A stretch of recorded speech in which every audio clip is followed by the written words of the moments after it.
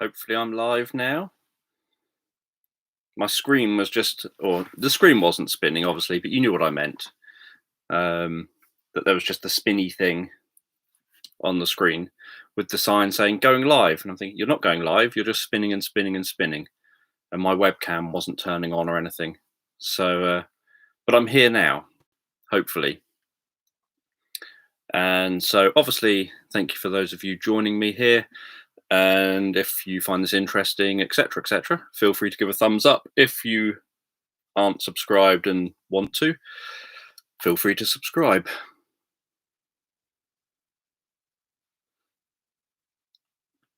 So yeah, so now I am here, hopefully, with any luck.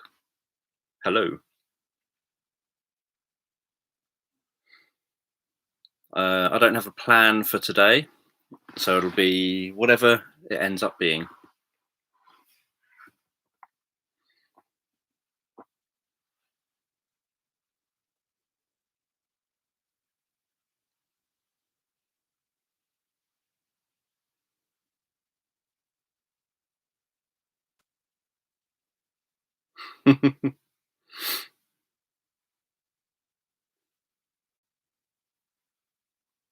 Hello. No, my hair's the same length. It's just this is how it's gone floppy today.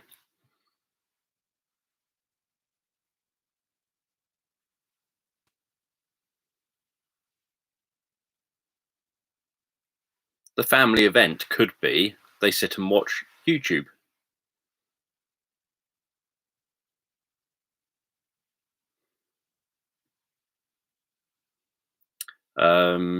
How do you reprogram the well, there's technically not a subconscious mind. There's not such a thing as a subconscious mind. But how you reprogram your behaviors are that you would do different behaviors and do different thoughts and develop different patterns.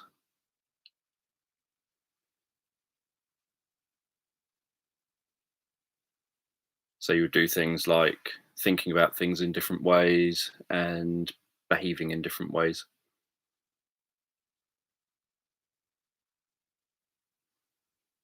And hypnosis itself isn't uh, therapy. Hypnosis is just kind of about focusing attention and increasing responsiveness. So, but hypnosis, because it focuses attention and increases responsiveness, can help to improve therapy. Ah, yes. The Chichester birds have also two of them have been born. Two of the Chichester chicks have been born.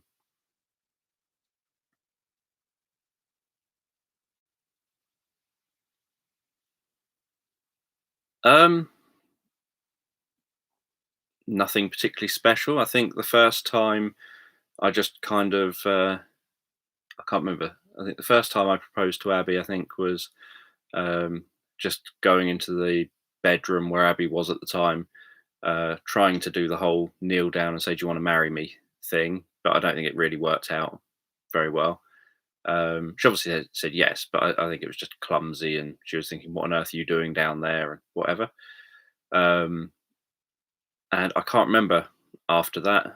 Um, we had been together for so long, not getting married, that a few times it's like, oh, should we re-engage, so to speak? Um, so I can't really remember. It wasn't like a big situation, mainly because obviously I wouldn't want to do something unless I was very confident that the answer would be yes.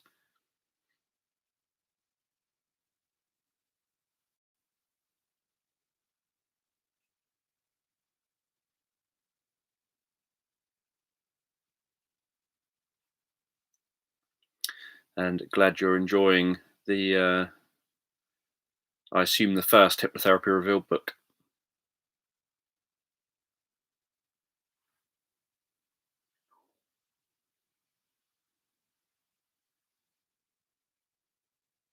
she did, but given we got together at um, in 2001, uh, we didn't get married until 2014. So that was a long time later.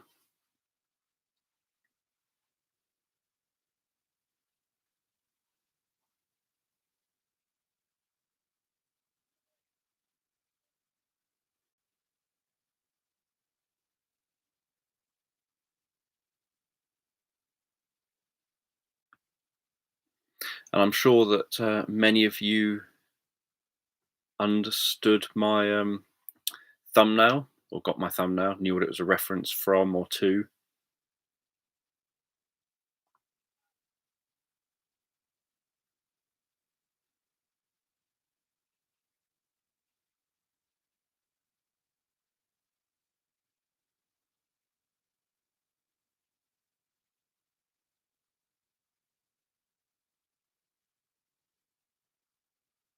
Yeah, it was quite a long uh, period of time because obviously Abby was young, um, and um, I had already been married, and for the first 5 years or whatever of our relationship, I was still married, and then got divorced on 5 year separation, um, and then obviously I think that I'd ended up proposing again after I was officially not married anymore. And then I think I'd re-proposed again when we'd agreed that we were going to get married, and I'd bought the rings that Abby was going to be wearing. But I can't really remember them. None of them were like the only one I remember is the one I was nervous for, which was the first one where I thought, oh, what if she says no or something?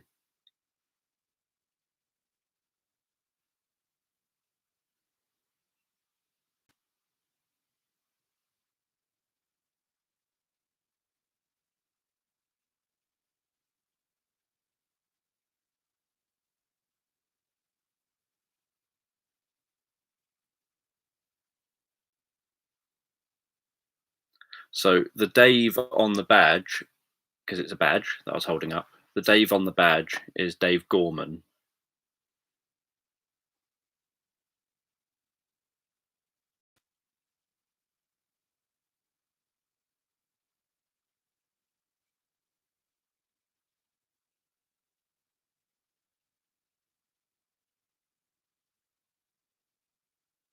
And something that uh, he did, I can't remember where he. You have no idea who that is. Um, he's very funny. His show is very funny. He's now just started a no, not Dave Ellman. He's just started a YouTube channel. Um, he is a British comedian, very funny. If you watch his Modern Life is Goodish, that's really funny. And so he's sharing clips of that over on his new YouTube channel, Gorm Hub. Um, so yeah, so Dave Gorman did a show where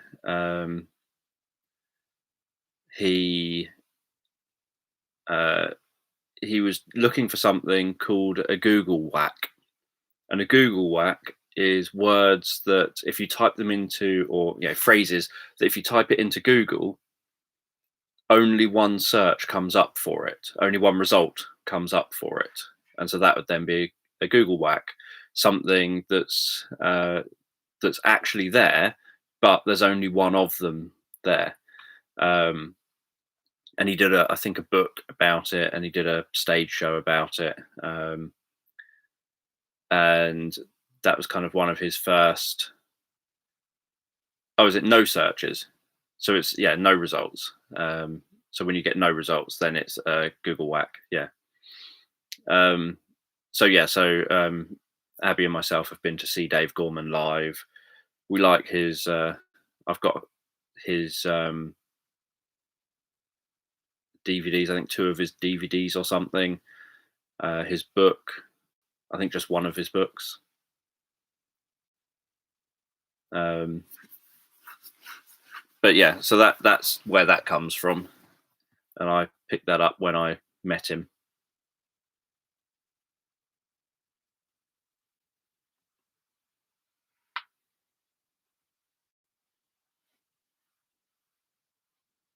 Is it? I don't know which it is now. I thought it was one hit, but then I saw that it looked like no hits. Um, but it's a long time since I've actually seen that specific show, and what have you.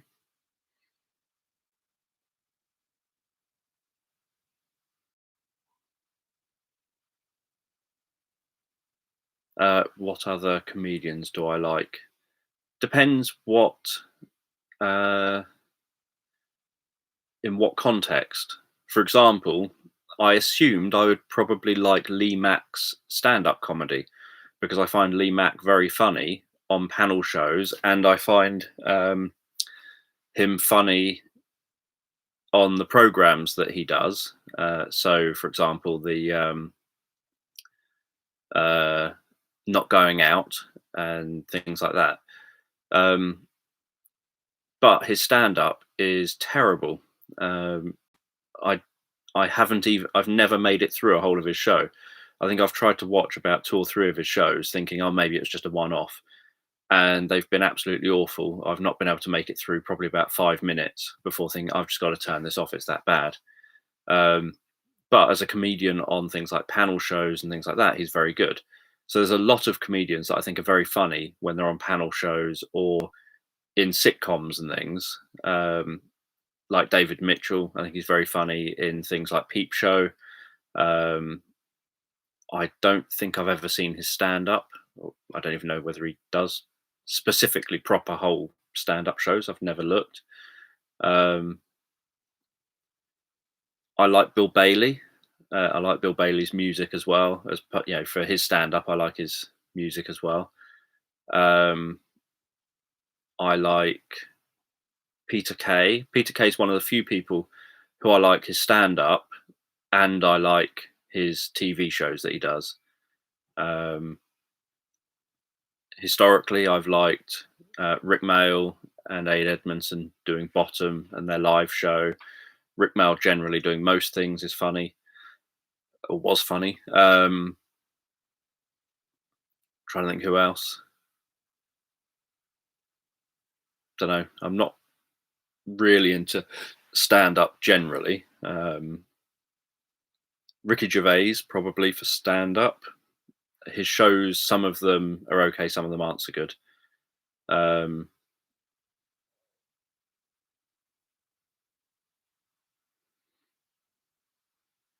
I still don't mind not going out.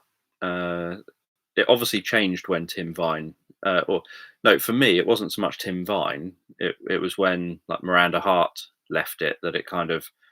Um, I always wanted to see her crop up in it, and she stopped cropping up in it. Um,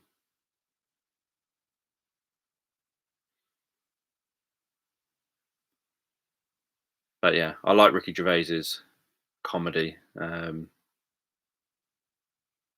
and Miranda. That's very funny. Miranda Hart.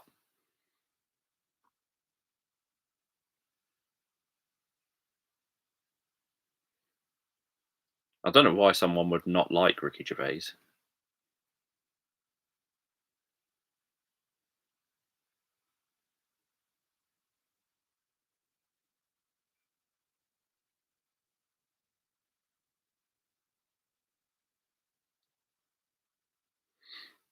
Because I find that he often, um, I don't know, he kind of, yeah, I don't know. I hadn't really noticed that he's got particularly darker humour.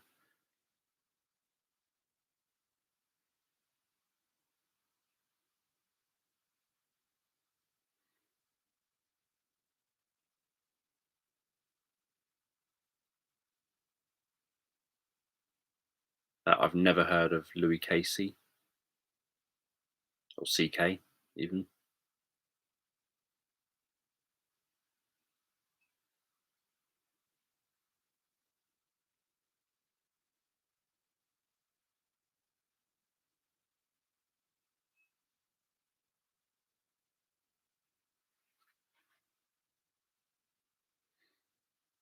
Yeah, Eddie Izzard's okay.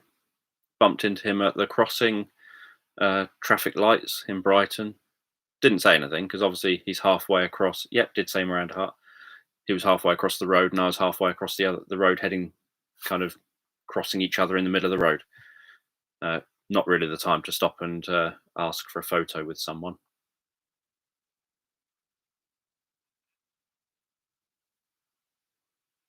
Yeah, yeah, I can see that. You know, possibly religious people, if they're too hardened religious, that they might, yeah, if they're sort of, I don't know, very extreme, might dislike it, and right wing, very right wing kind of people might dislike his comedy because he's very much the opposite, sort of attacking that and the opposite of that. But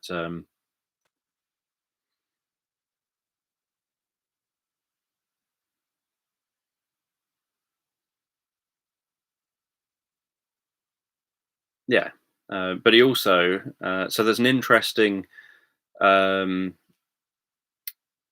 uh, interview Ricky Gervais has just done with Russell Brand.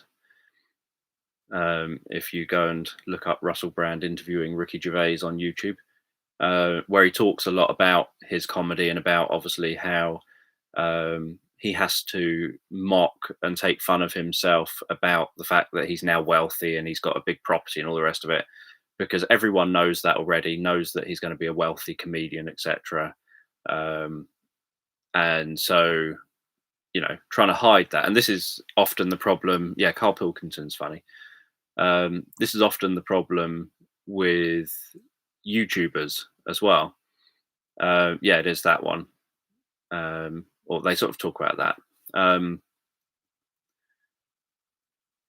So the problem with a lot of vlogger type YouTubers is that they end up popular, which means they end up making a lot of income. And then because they make a lot of income, they end up spending their income, which is all fair enough. And then they end up living in a really big house. And now they're not your girl or boy next door vlogger anymore. And those who kind of embrace the fact that they know that they live this lifestyle and that it's no longer the lifestyle that um, they had when you kind of liked them to start with, and that you liked them perhaps because they were like the girl or boy next door. Um, they Some will end up kind of trying to still pretend that's what they are.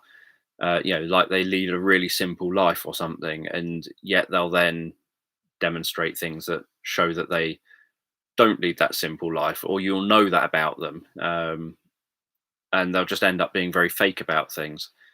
And so I think, whereas Ricky Gervais has got it right, that people know that you've made it in life, they know that you've got um, all this money. So instead of shying away from it, be the first one to take the mickey out of yourself about it and to focus on it and to joke about it.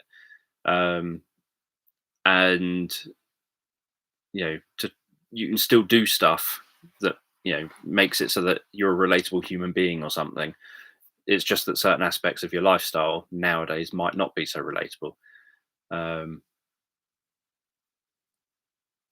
because I'd rather see a YouTuber who's made it, and become really successful because of the people who like their work, be open and honest about that, and you know just not shy away from it and not try and pretend to be something that they're not. Um, it's a bit like, it irritates me when I've got nothing wrong, nothing against anyone, for example, using ghostwriters and things, because why wouldn't you? If you struggle to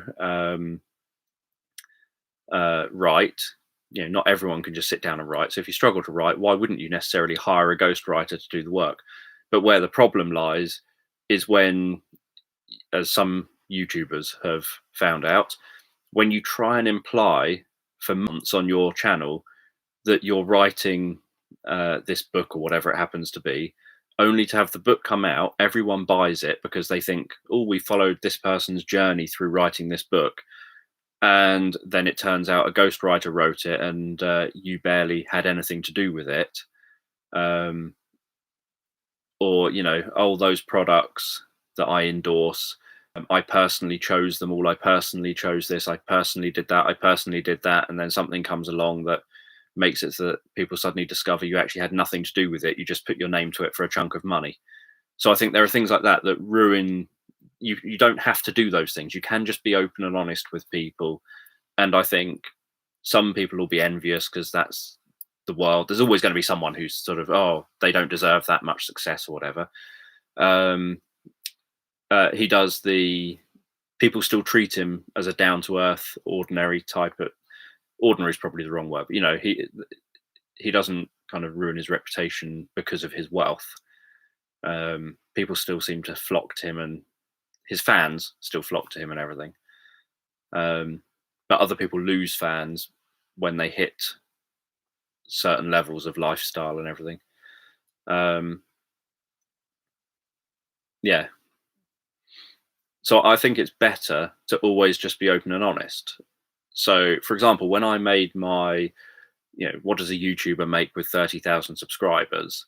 At that point, I was quite proud of myself for hitting 30,000 subscribers because it had taken me 11 years to hit 10,000 subscribers. So when I hit 30,000 subscribers, 2 years later or whatever it was, I think, was it 2018?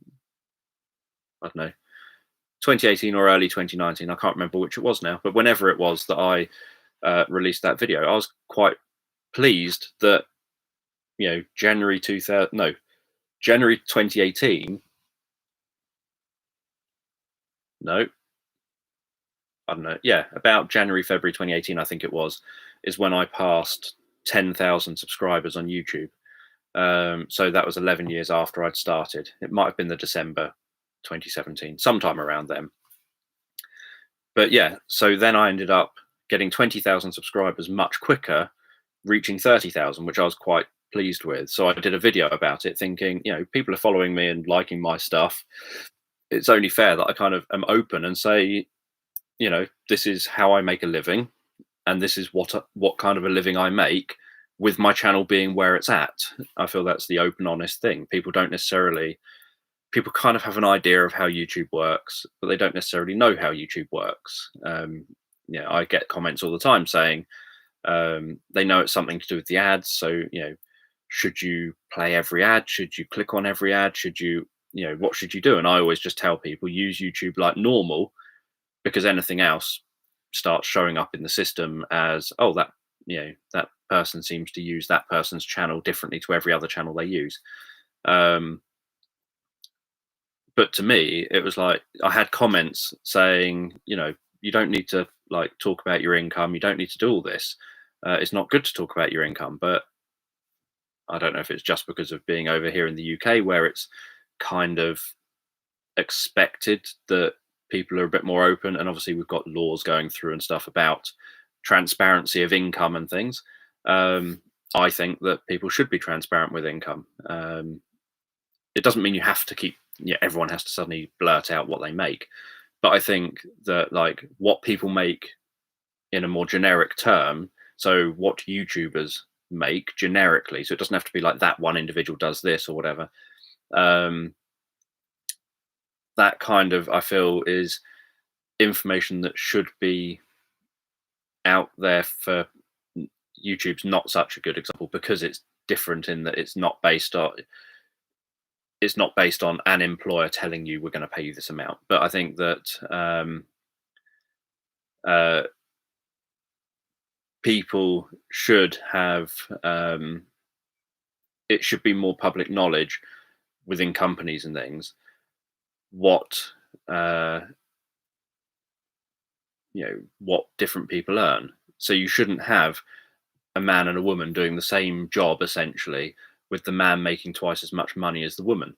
Everywhere I've worked has had very clear pay scales, and I've not worked in the sectors that don't have this, but everywhere I've worked has very clear pay scales. It doesn't matter whether you're 16 or 17 in whatever the job happens to be, or 60. Your pay is, this is what you get paid for doing that job. Since the government introduced different minimum wages, so a minimum wage for younger people and then a minimum wage for what they termed as adults. Then obviously some companies changed it because they suddenly saw a way of getting cheaper labor. You just hire very young people. You hire people like under 25, whatever it is, and you can then pay them less. Um, but prior to that, that wasn't in place. And so it didn't matter how old you were, you got the pay that was listed on the pay scale. So it would say, when you start a job, you will be on this pay. It doesn't matter who you are, what your background is, you're on that pay because that's the pay for that job, for that role. There's no, yes, but I'm special, so I want double that. It's no, that is what the pay is. So that's what you get.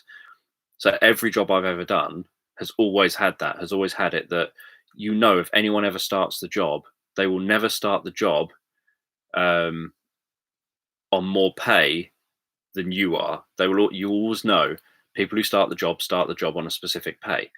And so I think it's incredibly important that we have transparency around pay. And as I say, YouTube and things like that are a bit different because you're obviously self-employed. It's not based on special treatment. It's you've made that money based on how many people watch your videos, or it's more a case of how many people have seen the ads, but how many the ads are on the videos. So you're making the pay based on that. But what I still think there needs to be transparency around is kind of just and it doesn't have to be on a per YouTuber level, but transparency around people understanding this new world of the way money can be made kind of differently, if that makes sense. So people have been used to for years, you go and do an hour's work and you get an hour's pay. And some people will get paid per hour. Other people are perhaps salaried. And so you're going to get a monthly amount every single month that's the same amount. And it could be in some roles that you're kind of expected that you might do a little bit extra hours one week or something. And the expectation is you can take those hours back, but you don't technically get overtime pay. So when I worked for the local authority, that's what it was. That if I had to run, say, a parenting course, that parenting course could take me about 15 hours a week, extra hours worked, and I wouldn't get overtime pay. They didn't pay overtime. So what I would have to do is log all of the 15 hours a week for all the time that I was running that, say, 8-week course. So I'd have 8 weeks where I'm working 15 hours a week more than I'm getting paid. And then after that 8 weeks, I would normally run one course every 3 months ish. So I would do that 8 weeks. That's obviously 2 months roughly of the 3 months. So I'm going to start another one a month later. And then across that month, I would take off all of those extra hours that I did as far as possible. So you would do your best to constantly be taking off, taking back your hours that you're owed, which is very hard when you've got to do a job that your day job doesn't actually physically change. You've just got this extra bit of job you're doing. And so you've now got to try and take back time for your day job where you don't really have part of the job to take back. So it means work always builds up and you just end up with work that you have to still do somehow. You just have less time to do it in. So that was a salaried job. Whereas when I worked in children's homes, I never really, so before I was with Abby and when I was very first with Abby, and so I was, our relationship was all new. It never really crossed my mind why you would take annual leave. So in the UK, we're obviously very lucky. We get 4 weeks annual leave, plus you get your bank holidays as well. And sometimes you get a few extra days off depending on the job that you're doing. So for example, when I worked for the local authority just genuinely isn't physically open between Christmas and New Year. So whatever days there are that aren't bank holidays between Christmas and New Year, you got them off for free because your workplace genuinely just is not open. And so it's not like they can force you to use your own annual leave for that. they just give you those extra days. So you'd have your 4 weeks annual leave, so 28 days or whatever of holiday. You'd have bank holidays. You'd have like 4 days ish, depending on how the bank holidays fall over Christmas and New Year, um, of additional days off between Christmas and New Year, um, which was a perk because when I worked in children's homes, you never had I never ever had Christmas or New Year off. I had to work every single Christmas and New Year. Um, on Christmas Day, I'd be in a children's home instead of at home, um, working, trying to make the kids have hopefully the best Christmas they can, given they're in a children's home and not with their family. Um, and You didn't get paid any extra for doing that. Whereas other jobs I've done, you would then get paid like time and a half because you're working bank holidays. But what I used to do when I was working in children's homes was we were always short staffed because it's one of those jobs that people don't like doing. People end up thinking, oh, those poor kids, I want to be helpful. I want to help these kids. They come into the job, they get head butted on, have their nose broken, and then they think, I don't want to do this anymore. And then they leave. So it's one of those jobs that people start it because they want to help these poor, vulnerable kids. And then as soon as they have been seriously injured and perhaps hospitalized, they decide they don't want to do it anymore. So for every 10 staff that I would teach how to sort of do the job at before they start their first shift, within 6 months, a maximum of one of those 10 would still be working for the company. So there's a very, very high turnover of staff. So because of that, that meant there was often, if I said, right, I want annual leave for this date or these dates, they would have to sort of give me annual leave, but they would then worry thinking, we've got no staff to cover the annual leave. So I would then cover my annual leave. I would take off like 2 weeks of annual leave, and then I would work the 2 weeks of my annual leave because they wouldn't be able to find any other staff to do it.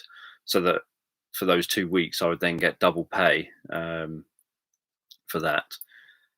So that kind of, when I worked in children's homes, used to be my strategy, was take annual leave and then work it so that I get more money, and not actually have actual days off. And then I would cover everyone else's days as well. So the shift pattern in one of the children's homes that I worked in, was probably my favorite shift pattern that I've ever done in any job. It was 24 and a half hours on, and then you have 2 days off approximately, and then another 24 and a half hours on. So you work 5 days a month. No, 10 days a month, 5 days a fortnight. So you work 2 days, 2 weekdays, 1 weekend day, 2 weekdays, have a weekend off, 2 weekdays, 1 weekend day, 2 weekdays.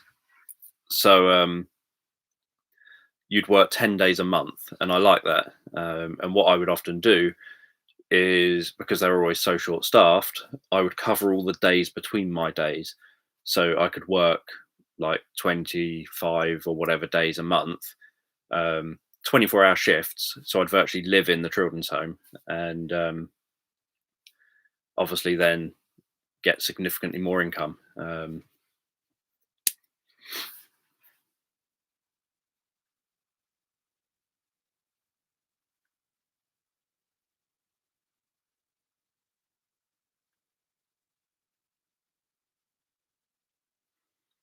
Yeah, we have all those things.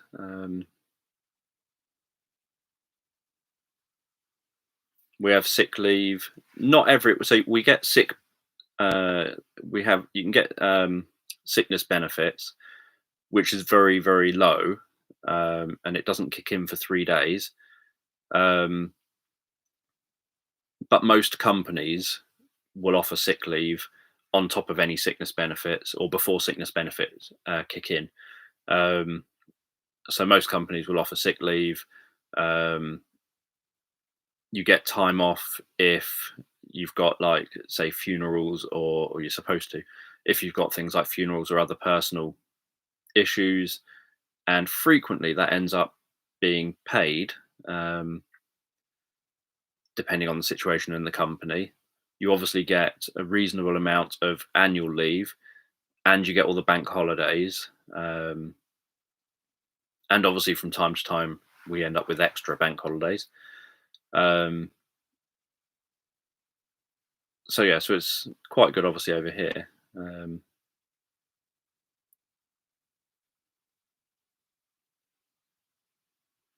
And you would get paid training. You wouldn't do your training. Uh, your training would be within your working hours. So if you went on a training course here, that's a work training course. You get paid for being on it. Um, Obviously, if you had to go away somewhere, had to stay in a hotel, you'd get paid for staying. The hotel's paid for. You'd get a certain amount of money towards your meals, that's felt to be reasonable towards your meals while you're in the hotel. Um, so when I worked for the local authority, I had to go up to London to attend a 2-day training course, learning about being a clinical supervisor. Um, and So that meant that obviously I got, the train was paid to get up to London, the hotel was paid for the night before, because it started at 9 a.m. So it was not like we could get there for 9 a.m. on that day. So the hotel was paid for the night before and the night between the 2 days. Meals were paid for the it was breakfast was obviously included. Meals were then paid for the night beforehand and the second night, but not the third night because you're traveling home. Um, and I think it was like £30 each night or something. Um, so yeah,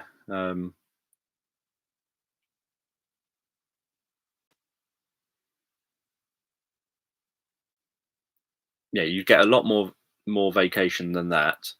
Um, Literally just starting a job here.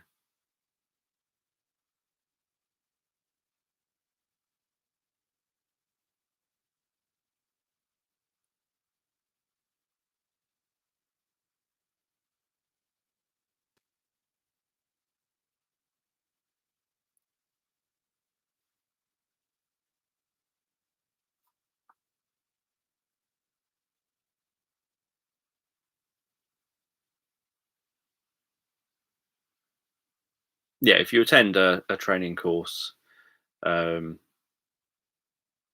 I would have imagined they would have paid the 3-hour training course if it was um, something they expected you to do, because obviously that's what legally they're supposed to do if it's in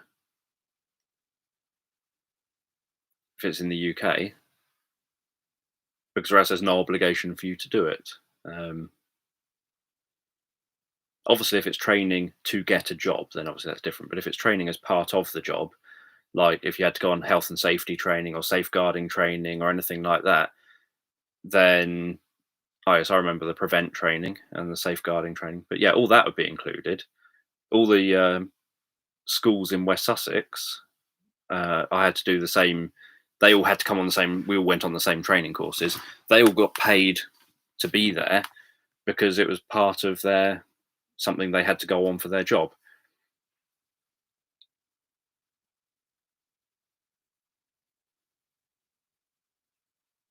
Thank you for stopping by.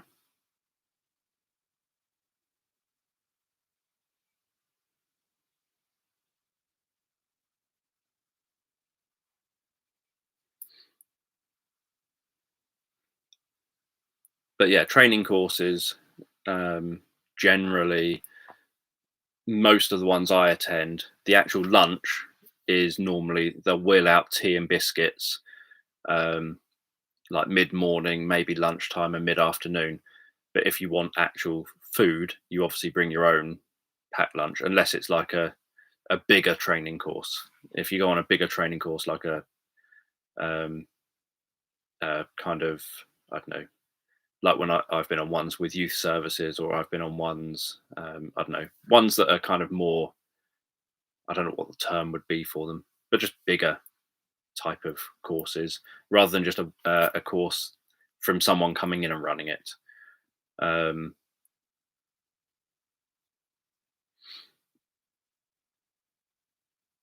Normally those ones would just be there'll be tea and biscuits, and so I would bring chocolate for lunch. Well, I'd bring chocolate not just for lunch. I would eat the chocolate obviously on arrival, during the first half, during the break, during the rest of it, during lunch, during the bit after lunch, and then during the break, and then during the end. In fact, I'll just eat the chocolate throughout the whole thing. You would just buy a couple of 500-gram bars of chocolate to eat during the day, and that would do me. It would mean I don't have to interact with everyone else who's on the training course at those times. I can stare at my chocolate.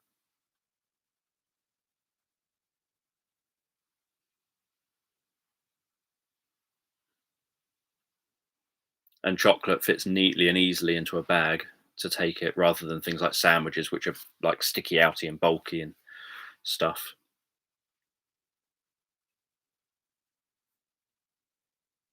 Cadbury's chocolate bars have significantly shrunk in size, and they have weird writing on them now. They say things like a portion is 3 squares, which is obviously incorrect.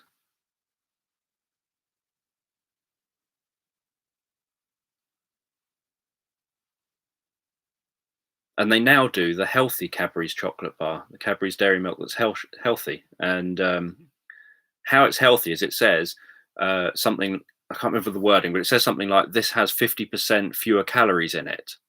And I took a photo of it on my phone. It's got 50% fewer calories in it because it's a slither of chocolate with a wrapper around it. I picked up the Cadbury's healthy option, which says advertises, it doesn't say this is healthier because there's almost nothing in this wrapper. It says this is how there's 50% fewer calories or something like that.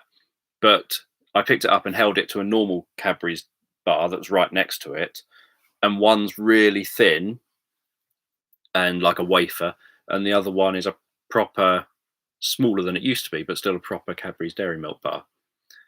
So yeah, they changed the arrows to the weird bubble shapes.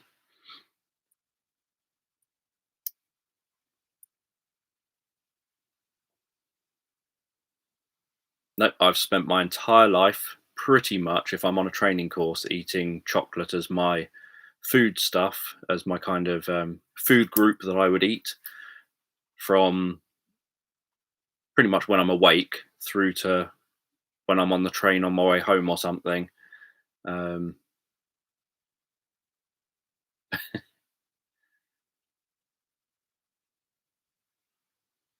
but I've never really noticed any kind of. I'm quite flat regardless. I've never noticed any kind of sugar rush or any kind of impact from it at all. It's just literally normally something to do with your hands while you're on a training course. It's just like snap off a line of chocolate, eat it. Maybe 2 or 3 minutes later, snap off a line of chocolate, eat it. 2 or 3 minutes later, snap off a line of chocolate, eat it. It's just something to do with your hands while you're on a training course. I've never noticed any kind of effect on energy levels or any kind of effect on mood or anything like that. For me, it's just I remain me.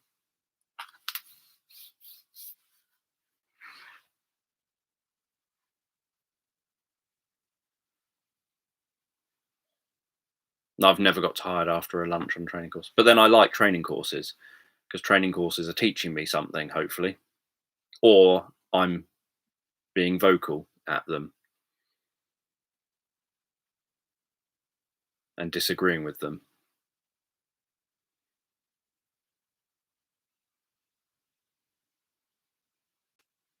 Yeah, grapes, I really don't understand grapes. Grapes are another thing that the only thing I like about grapes is that they kind of explode in your mouth in the same way that maggots do. when you sort of bite into them. The sort of inside pops out. So I like that about them. But other than that, I don't really get grapes. Grapes make me ridiculously hungry. If I eat grapes or apples or anything like that, I'm literally starving hungry and have a really bad headache um, relatively quickly.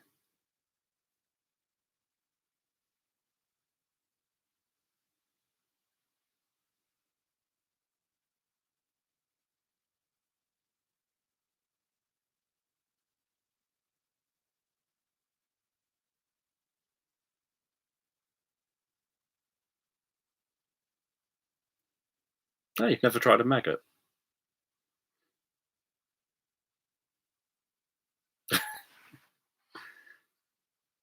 Well, I always get surprised at how much comes across like maggots, either looking like them or having the texture and the kind of poppingness of them. I drink vast amounts of water. Um, so even like just literally, uh, when I wake up, I drink normally 2 pints of water and have a coffee once I've woken up, and then normally half an hour later I'll have another pint of water. And if I'm on a training course, I'll have um, I don't know, maybe a liter of water an hour or so.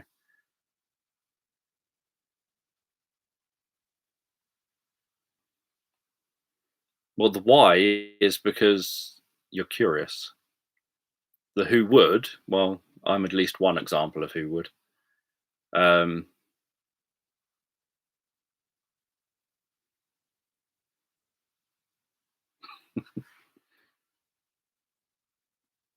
your chat doesn't seem to be working. No. I had that problem the other day. I can see yours, but it sounds like you're having the problem I had. Maybe refreshing.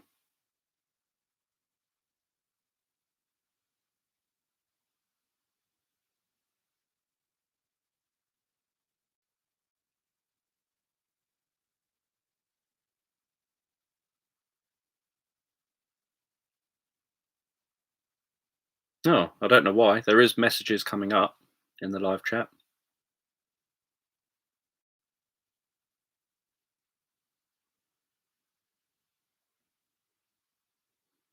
My intention's never ever obviously to ruin food for people. I don't understand why someone would have food ruined. Um, just food is what it is. It's a functional thing. It makes it so that you can carry on living. Um, no, I don't think I've been presented with any other insects yet. I've got nothing against them. I just haven't been presented with them. And the maggots were only in school because in science labs we were given maggots to work with. Yep, I like popping candy, but not. I only eat popping candy in chocolate. So there's the Cadbury's Dairy Milk chocolate bar that has popping candy in it. So obviously I eat popping candy within that chocolate bar. I don't like buy candy like candy bags of popping candy. If you could, I don't even know if that's a thing, but I imagine it probably is. Um, but you get popping candy chocolate bars.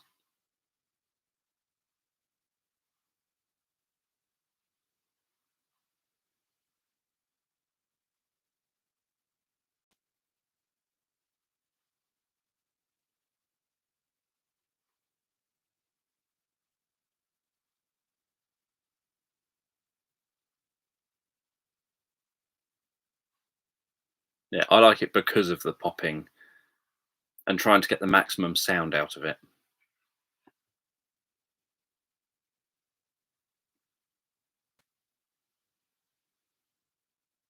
But I've only ever eaten it like in chocolate, I think.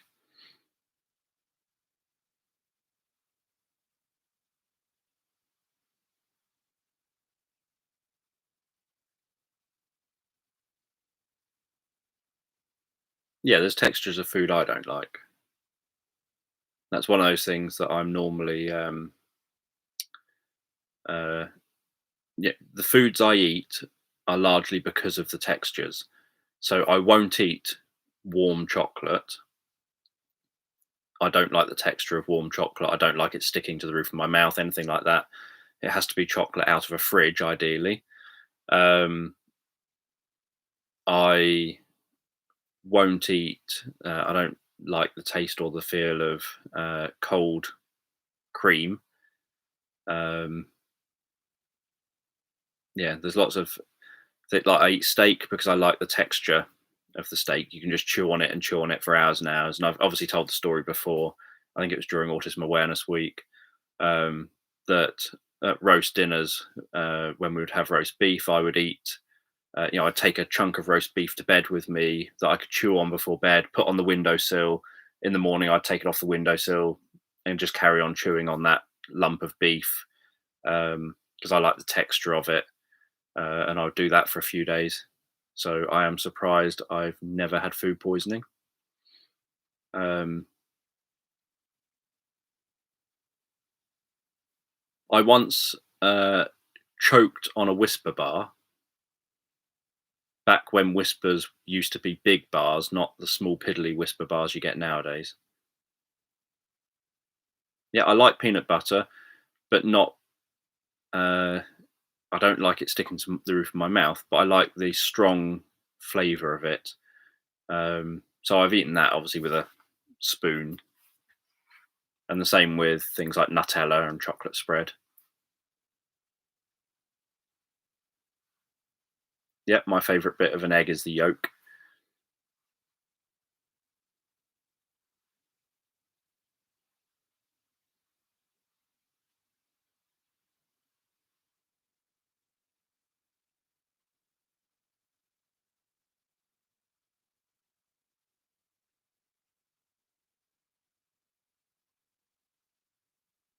Marmite, yeah, I'm fine with Marmite. I've got a tin of it up here, or a jar of it up here. I'd eat that with a spoon as well. Obviously, I don't really like. I don't really understand bread. Bread is just the thing that holds what you really want to eat in place while you eat it. Um, so I would rather, if I had the choice, just use a spoon and the jar. Um, I used to drink I used to drink vinegar, and onion vinegar was my favorite for drinking. I used to buy chips from the fish and chip shop specifically so that I could drink the vinegar. So when I was a teenager, chips in the local fish and chip shop came in a polystyrene kind of pot, and so you'd get your chips in there, and then I would fill it to the brim with onion vinegar, and then eat out the chips so that I could just drink the vinegar down.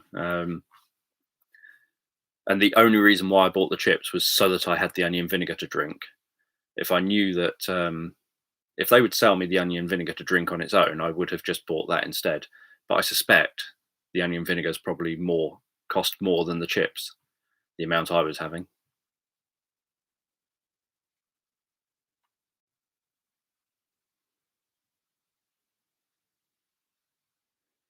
Yeah, I quite like strong flavors because I most things I find are incredibly bland. Almost everything I find really bland. And the only way I can I like a pure flavor. So if I have a steak, I don't put rubbish on it. I just want the steak on its own on a plate, taking up half the plate, so that I can actually have the sense of eating a steak, the taste of what that steak tastes of. Um, so when I have things, I just want that thing on its own, not mixed with anything else. And I want the whole. I wouldn't put salt and pepper on a steak. That would just be weird. I don't. Well, I think we've got a pot of salt now because Abby's had to use it for cooking, but I never add salt to anything. Pepper, I cover chips in pepper. Again, with pepper, I used to when I was in school, I would it would be on the school lunch table. So you would obviously fill your hand with pepper and lick it out your hand. And again, it was because it had a strong flavor, and so I liked the fact that I actually could taste something. Um, it sort of I like a strong flavor because I like to think, wow, I actually had a taste then. Um, Whereas most things are just bland, and it's like bread doesn't taste of anything, and pancakes don't taste of anything, and um, Thank you. I did think I hadn't got myself a water. Thank you. So yeah, so bread doesn't taste of anything. Pancakes don't taste of anything. Salad doesn't really taste of anything. Fruit doesn't really taste of anything. Most fruits don't really taste of anything.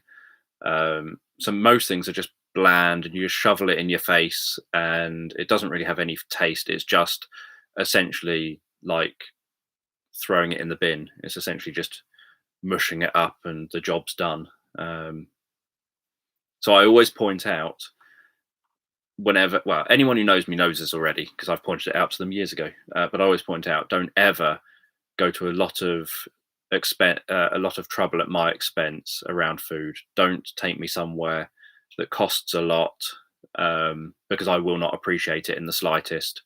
If someone in a restaurant, any restaurant I've ever been in, if someone says, "Did you like it?" my answer is always, "It's okay," because it is either okay or it's not. So my answer is always, "It's okay," or my answer is, "No, it was horrible." It's one or the other. But there's no kind of, "Oh, it was lovely," or any of that rubbish, because I've never eaten something that I felt stronger than okay about. Um, and the same if people are going to cook for me at their house. I don't want them to spend 3 or 4 hours cooking for me and really working hard on cooking a meal for me when I won't obviously lie, which means that if they want some kind of compliment, it won't happen. It will just be, it was either okay or it was horrible. There's not, you know, there's not anything greater than okay when it comes to food, really. Um, and ideally, it has to be large quantities. Um, there's no, if you take me to somewhere where it costs 3 times the amount of money to eat there, and you get 6 chips, then you've taken me to a very bad place. I would rather go somewhere dirt cheap with large quantities of food than expensive with pathetic amounts of food. Um,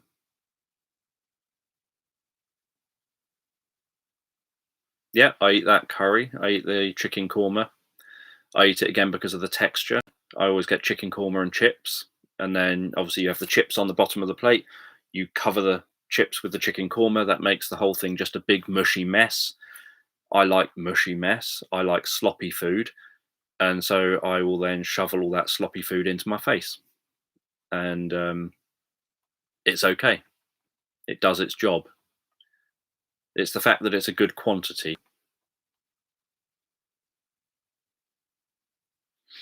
I'm relatively indifferent. What makes me go with one over the other is always convenience, and that convenience doesn't include price nowadays. It used to include price as well. Nowadays, it doesn't include price so much. But what does come into it is, for example, uh, how long it's going to last. So my big issue with a lot of healthy food is that I can just never get through the amount you have to buy to do it. The other one is because I absolutely detest cooking. I think it's like ripping your face off. It's a horrible experience. Um, because I hate cooking, the thought of having to, and Abby doesn't necessarily eat the same things, the thought of having to cook different types of meals and do lots of cooking and lots of preparation and all that stuff instantly is a big turn off. I'm much more a throw a steak and some chips into an oven, and then when I'm ready to eat it, take it out the oven and eat it. That's quick and simple. Um, and when it comes to eating out, there's not really anywhere. I've never found anywhere healthy really to eat in the towns that I go to. There's not really. When you go to somewhere that claims to be healthy, you look on the menu and think there's literally nothing on this menu that I would actually eat. It's all like weirdly mixed together things with that are going to have weird textures and things. Where's the sausage, egg, and chips, or chicken and chips, or steak and chips, or Yeah, you can obviously have the salad and stuff on it, but where or veg on it, but where's the basic? Just there is that lump of that food, and there's that lump of that food, and there's that lump of that food. Normally, it's like avocado and this, and you think I'm not even going to eat it. Um, so I end up going to get fast food because it's so much easier. Sort of when I'm out and about, I'm more likely, for example, to go and get a KFC because you walk in, you get given it. It is literally chicken and chips. There's not like a weird combination of something. Um, I eat pasta. I eat spaghetti bolognese. I eat pasta with chili potentially if that's what's on the plate. More likely to eat chili and chips. Not chili and chips, but chili and chips. Um, Apples I find incredibly tedious. One thing, because they give me a headache, that gets really annoying. Um, they're a nightmare to try and eat. They're always rock solid. And if they're not rock solid, they're red apples. So the green apples taste better. They've got a nice sort of, you can identify the taste and they don't have horrible texture. It's just getting into the thing that's a nightmare. And then it's the headaches you get off the back of it. Red apples taste like eating mushed up cardboard and they feel like eating mushed up paper. So red apples just really don't do it for me. Bananas are okay generally. Um, so they're one thing that's very easy to just, if I can eat it quick enough, that I can eat.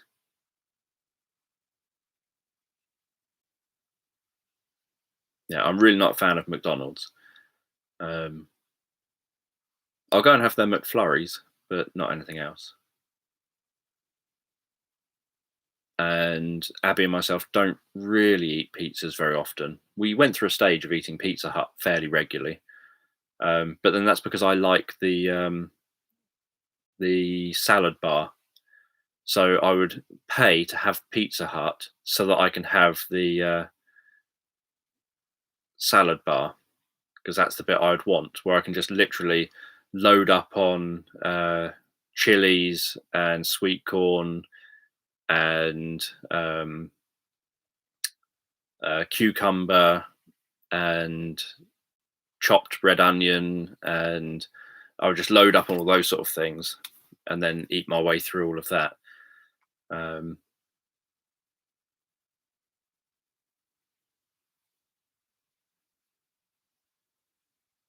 yeah, melted ice cream is the kind of ice cream I like because it's sloppy and it just kind of goes down easily. It's essentially water. So McFlurries, you leave it for like 20 minutes and then it's just like drinking water but with Cadbury's Dairy Milk chunks in it.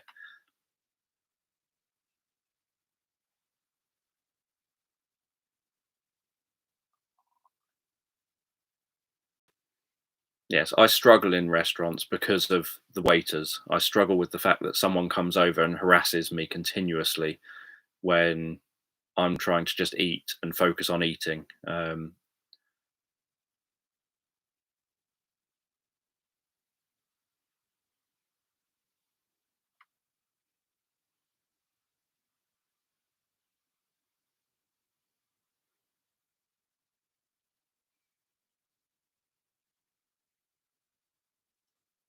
I've never been full by the time a pizza has come out.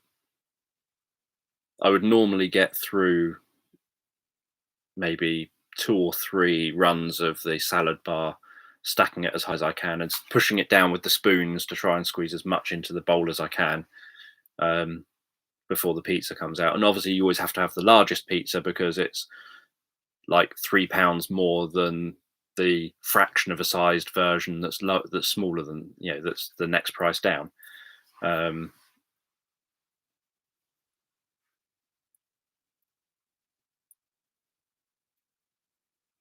but I really hate ordering food, especially in fast food places where you tell them what you want and they just don't seem to listen. That annoys me.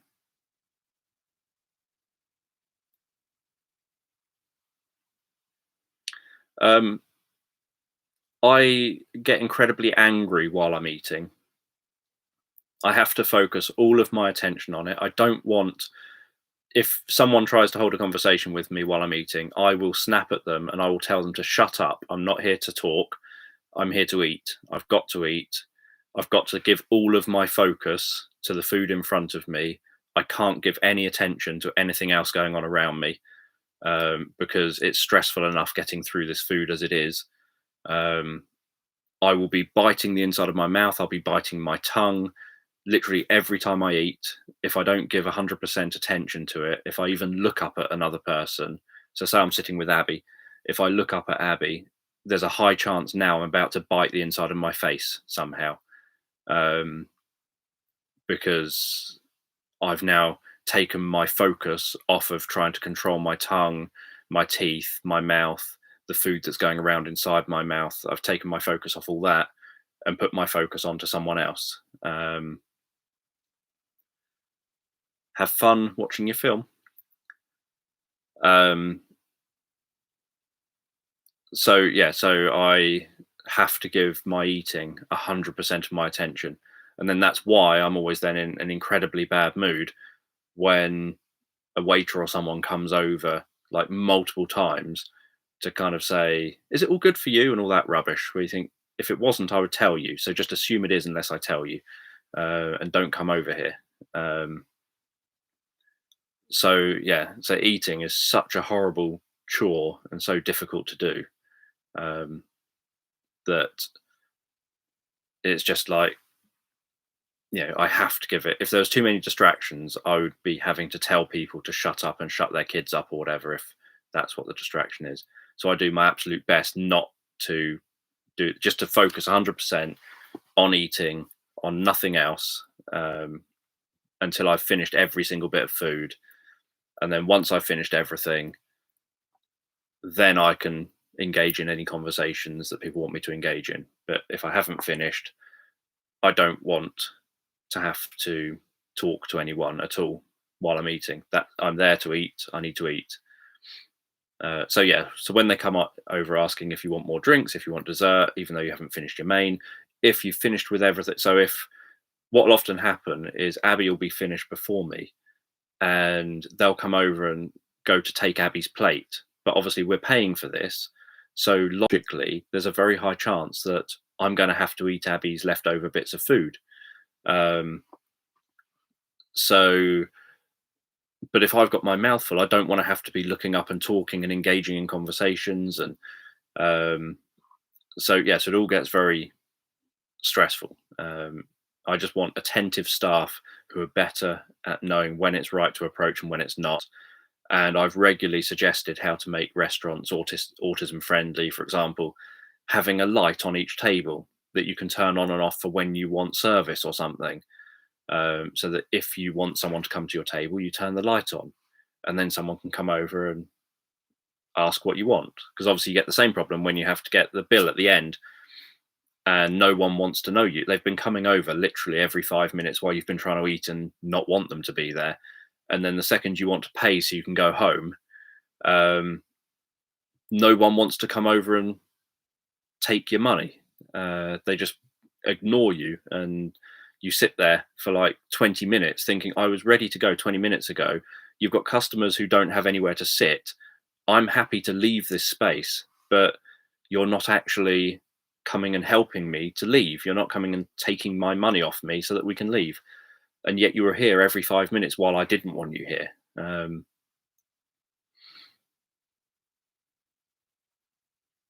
Glad it's been helpful. Yeah, it's always aimed at children as well when people talk about autism friendly places.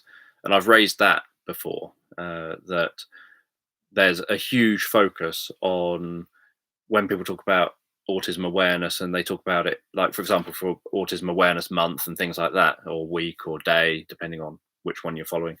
The focus is nearly always on autistic children, and pretty much never on the struggles of autistic adults, or the other one that I've often tried to raise the issue of is undiagnosed autistic adults. So people who perhaps may even know that there's a high chance they're autistic, but don't have a diagnosis, and then they can't get any support because they can't actually um, they've not got a label to try and get the support with, and yet they might have lots of the same struggles. And um, so yeah, it's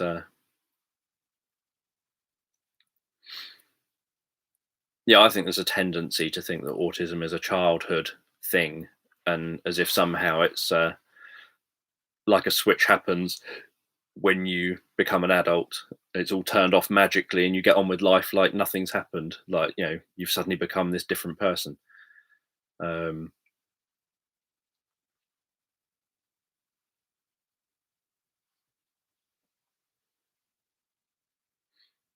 so yeah, so I think I obviously quite a while ago wrote a blog post about the problems of undiagnosed autistic adults, um, and the fact that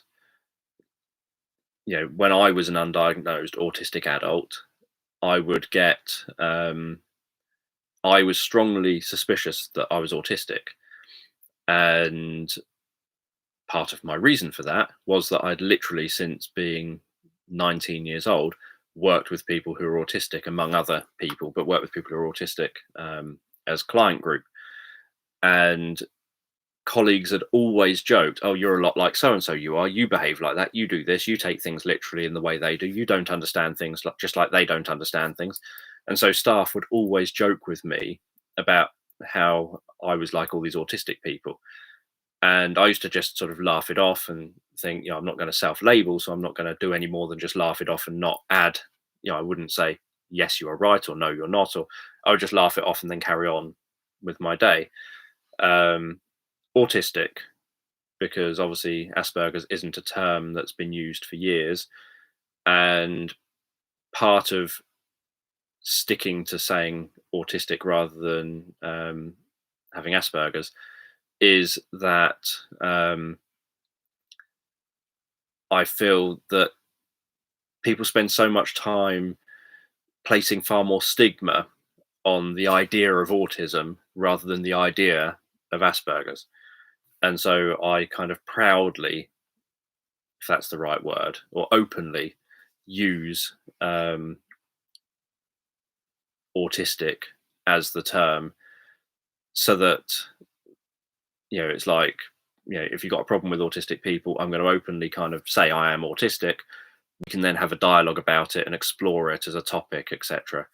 Um, so yeah, so if uh,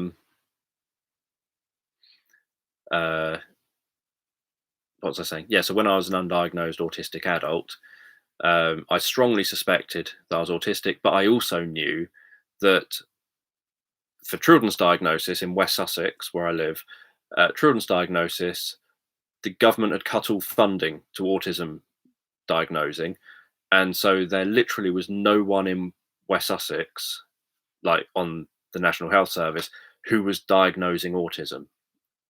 There just wasn't a service doing it. And so there were some psychiatrists with the child and adolescent mental health service who were on the side doing autism diagnosis, but that meant there was a waiting list because they were doing it aside from their normal day job. There was a waiting list of like 3 to 5 years or something for childhood diagnosis, and there was no service at all for adult diagnosis. And then they brought in um, a service for adult diagnosis, but it was still multiple years of waiting before you could access the service and go through the process of being diagnosed. So for me, it was a case of, oh, I'm sure I'm fine without it. And whenever I'd faced workplace discrimination or bullying or whatever, I used to just quit the job and go somewhere else. The trouble was, every time I've quit jobs and gone somewhere else, as years have gone by, I've worked up to better paid positions. And then I reached a point where I was in a job that I was with the only employer who um, hired people into that kind of role. And so I couldn't just quit the job and go to another company. There was no other company doing um, what I was doing. And so it meant that because I am very specialist trained, I had no other skills other than exactly what I was doing, like sort of in terms of what I could get paid for. So it was a case of I can do this job, but I'm facing, my own manager has said to me, "Do you have some kind of mental problem?"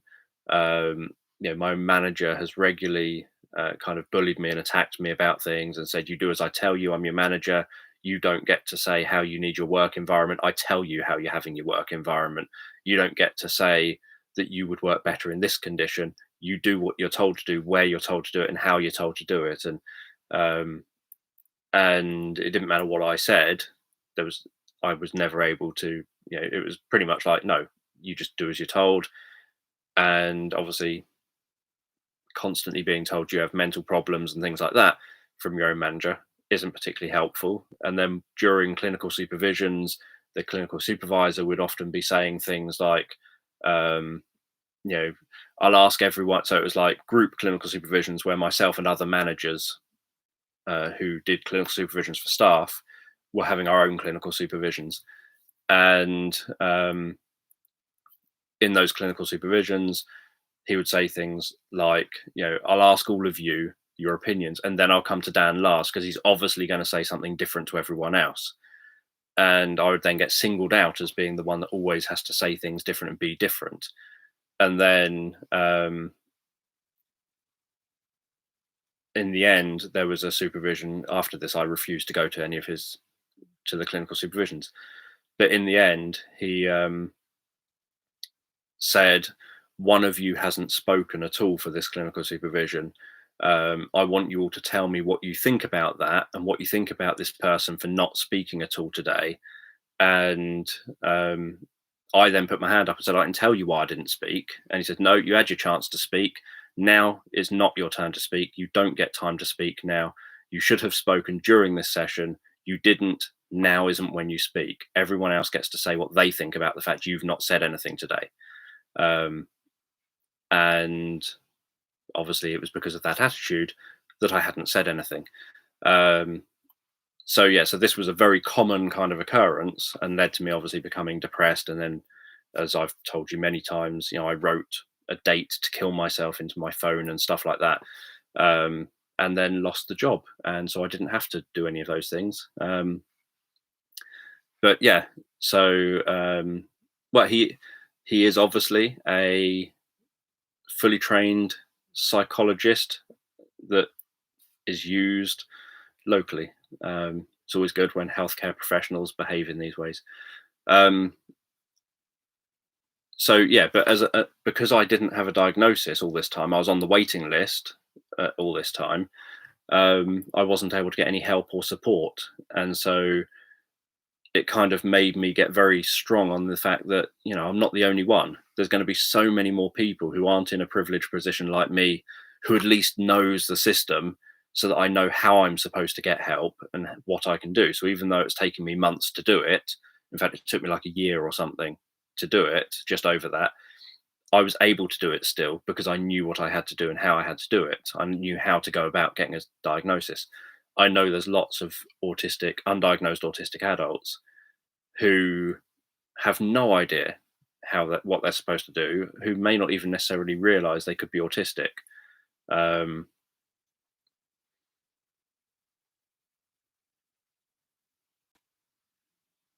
yeah, the first GP I went to see refused to refer me, and I pointed out to him he is not allowed to refuse to refer you.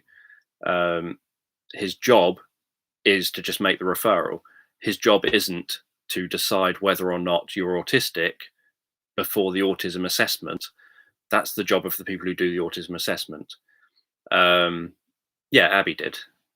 Yeah, um, so I made it very clear to him he had to make the referral, and I was very blunt with him, and I was very clear about what he had to write down on the referral form and everything, because if the mental health, the sort of autism assessment team receive a referral that just says Dan Jones would like an autism assessment, from this doctor, um, they don't take it seriously. They get so many requests. This is at least in my area. that they get so many requests that if it doesn't specify on the letter that they receive uh, what it is that makes that person think that they might need an assessment, then they refuse it straight away because they get so many. So the person can then be re-referred, and hopefully the re-referral has the proper information on it. But if the referral doesn't say Dan Jones would like an autism assessment, he suspects he could be autistic because um, you know of A, B, and C, then they'll think, oh yeah, they are autistic traits. He could be. Let's do the assessment. Obviously, you then go on the waiting list for the assessment. So I was first told by this guy, okay, I'll make the referral. It could take a while, so don't call us or contact us. We'll contact you. And then I never heard anything. And then I ended up having to chase, and then found out he'd never actually made the referral.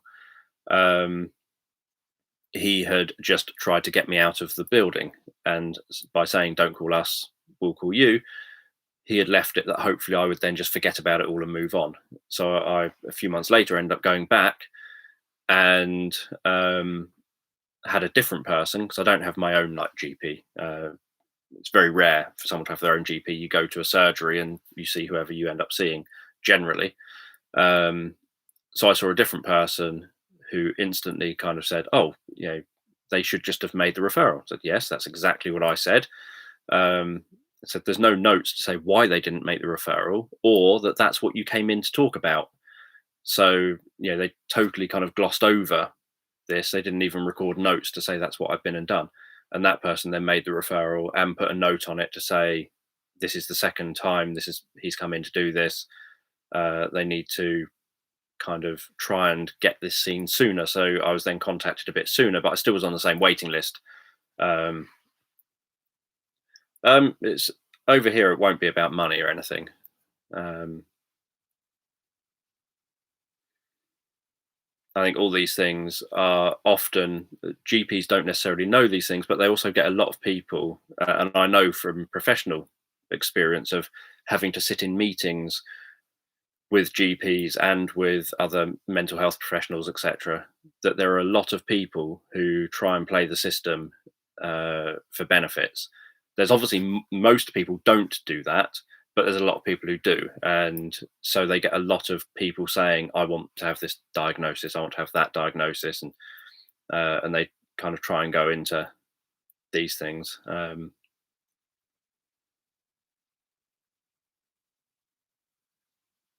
There shouldn't be any funding request in relation to the referral, because the GP has nothing to do with that.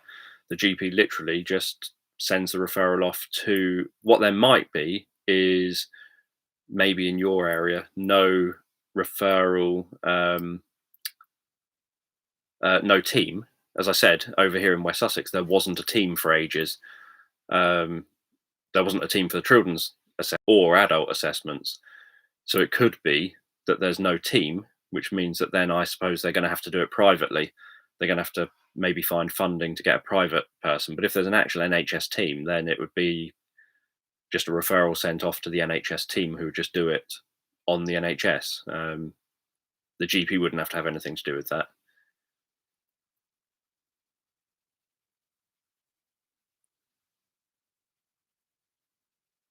But I think there's also a tendency that people are less likely to get these referrals when you're already an adult.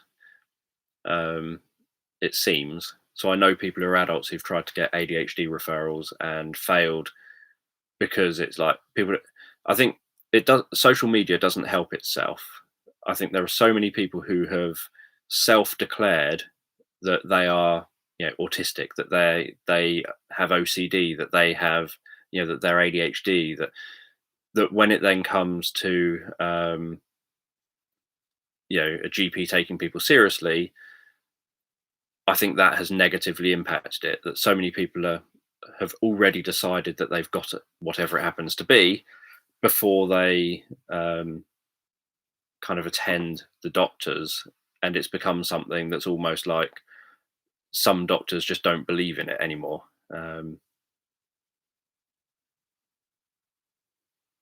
Yeah, I used to always want to, mainly because I like science, but I always wanted to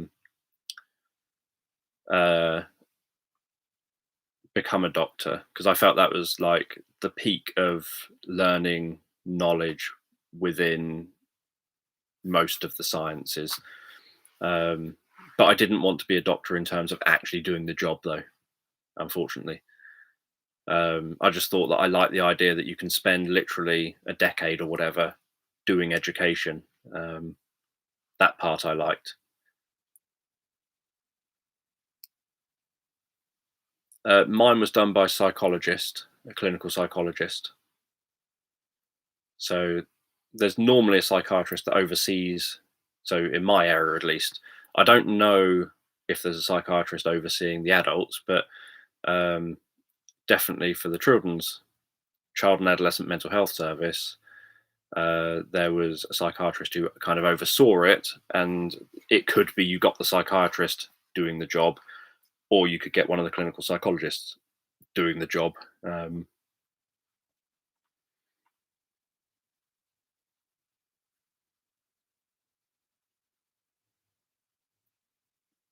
but mine was a clinical psychologist who did my diagnosis. My sessions weren't, to my knowledge, weren't recorded. Uh, you have to fill out um, lots of paperwork beforehand to uh, multiple choice kind of questionnaire things and one longhand kind of questionnaire. So I filled all those in, and then you get sent those early enough that you can fill them in and send them back, and then they will look at those. Um, you're expected to ideally take someone who's known you since you were a baby virtually, so ideally your parent, along with you, because they have to be interviewed and ask questions about what you were like when you're a child, etc. If they're no longer alive, then you have to, it becomes more complicated. So if they're no longer alive, on the information I was given, it was if they're no longer alive or if they can't make it for some reason, like being too far away or whatever. Because I thought mum might not be able to make it because she lives in Kent and I live in West Sussex. Um, if they're no longer alive, then the next recommendation was: is there um, maybe a priest or a family doctor who's known you since you were a child, who can be the person who's used? Again, there may not be, and if there isn't, then it just gets more complicated. They'll try and then get the information from you, but what they're trying to do is find out that you were definitely uh, the way that you're presenting right from birth. So they want to know that right from like 2, 3, 4 years old, this is how you were. And it's very hard for them to gather that kind of information from self-reporting, from you saying that yourself, that I was like this when I was a baby, kind of thing. That's very hard to evidence. They want someone independent of you to say it. Um, they'll normally just guide you. They were the kind of, I didn't have to go any further than that to know what they're going to suggest. If I had said I don't, because if mum said she couldn't make it, then obviously they would say things like, is there a grandparent that can do it? Is there an aunt or an uncle who's known you all that time? Is there another really close family member? Is there a brother or sister who's an older brother or sister who's known you since you were born, who could then say, oh yeah, what they were like when they were born was like this? So they would try and find someone who can do that. But obviously there will be cases, especially for older people getting diagnosed, where you just can't find anyone to evidence it. So then they're going to have to make a bit of a clinical judgment on whether they think that how you present is um, evidence enough that you've been that way since you were born. Because obviously, to be autistic, you have to have been that way since you were born.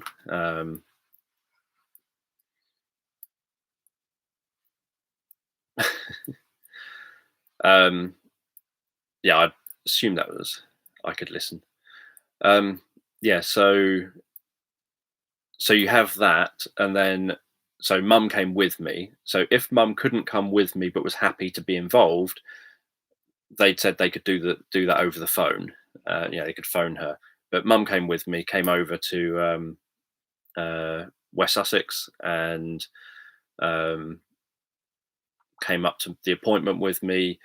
Mum and myself then went in together. They then said, this is what's going to happen. We're going to talk to your mum first, send you out the room, talk to your mum first, and then we'll call you in and your mum can leave. And once you're in here, it will take, I think it was like an hour or whatever it was. It will take like an hour at that point. So once you're in here, it'll take an hour. And then Abby came along with me as well, because I didn't know if they'd want to talk to Abby again to get an idea of what I'm like from another person's perspective without me being present.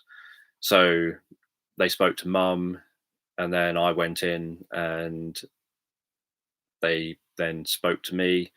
As soon as I was in there, they said, "You're definitely autistic, but we will do the assessment anyway." And I asked them how they knew I was autistic, given that I literally think I'm very good at presenting and covering up that I'm autistic. Not that I cover it up, I'm very good at doing the behaviors that an autistic people don't normally do, like hand gestures and things, in the right places, or I think it's in the right places. And they said, "You've got a lot of impeccable, very overt non-verbal behavior, but you've got pretty much you don't have the subtle facial expressions that go with everything, like with the communication when you're talking and responding to things people are saying." And literally just me being there briefly, they said, "That's how we've known straight away you're autistic." So I then sat there, went through the whole thing. I didn't see mum cry at all, but I know mum went through a stage of denial, of thinking, "Oh, the maybe it's just like a vitamin deficiency or something that you've got." Or and then when she was first sat down in the room with the therapist, with the psychologist, she instantly just started spurting out, "Oh, I don't think Dan's autistic. There's no way he could be autistic. When he grew up, I used to call him my little scientist. He was like, incredibly intelligent from like the age of 2. He was just like incredibly brainy. He was able to read brilliantly. He'd already read everything that I could find for him to read. He, on his first day of nursery school, he just walked in. He had such good connection and security with me. He just literally walked straight into the nursery school. He didn't turn around. He didn't cry. He didn't bat an eyelid, and just literally blurted all this out." And instantly, the psychologist said, "And you've got 3 other children. Did they do that?" I said, "No, no. That's what I'm saying. He is so secure, so well attached, and so intelligent and so confident. He's nothing like my other 3." And she said, "And so, do you think that's normal then? Given that you've just pointed out he's nothing like your other 3, do you think it's normal for a very young child to walk away from a parent and straight into a nursery school without crying and trying to cling to the mum's legs? Do you think it's normal that a child you're talking about them as your little scientist when they're 2 years old, when they should be playing with toys and things?"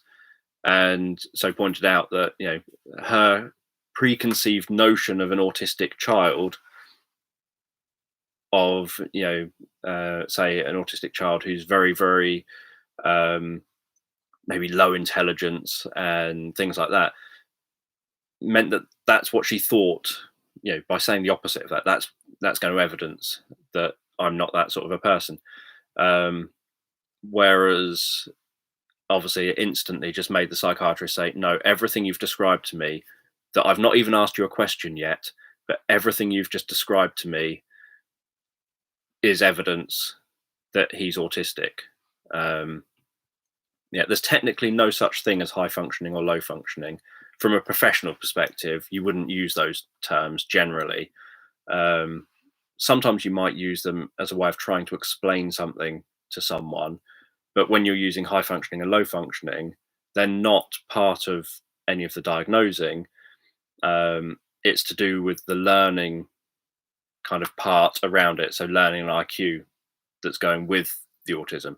So generally, someone's thought, which is why it's not that often used as a term, because the term itself is misleading because people don't realize the difference. So someone might say, oh, you're obviously high functioning because you cope very well, when the high functioning part actually means you've got a higher an average or above intelligence, yet you're autistic. And low functioning would be you've got a below average intelligence and you're autistic. And yet the person who someone might say is high functioning, like me, for example, has to go and sit under the dining room table with things covering it to make it dark under there, so that I can kind of decompress from a day of interacting or being outside or whatever. I can give a talk perfectly fine and then literally walk off stage and be among the audience and end up bombarded with questions and then think, no, get me out of here, I'm going now, and be very blunt with people and just storm out because I can't cope now. So there are times when you really don't function, when, if you were to use the term high and low functioning, you're very low functioning all of a sudden in that situation. And the same the other way, that someone could appear very low functioning, as an observer might term them, and yet actually they're the happiest child ever playing next to another child. And yet they're no more, I would struggle to do those behaviors. I've seen things that people who others have said, oh, they're very low functioning. I've seen people who are like that, who are doing behaviors that I would never be able to do. I'd never have the confidence to do. And yet they're happily doing it. So the high and low functioning part, in terms of when it's used, is purely about kind of the IQ part, which isn't really what you're diagnosed based on. So I've got a blog post on my website that's specifically about here's what you are diagnosed on when you get a diagnosis, and it's nothing to do with your IQ. The three kind of options that used to exist were kind of traditionally thought autism, so what used to be Kaner's autism, high functioning autism, and Asperger's. And Asperger's initially wasn't part of the autism spectrum in terms of DSM, the Diagnosis and Statistical Manual. It was separate from autism, and it's been brought into that.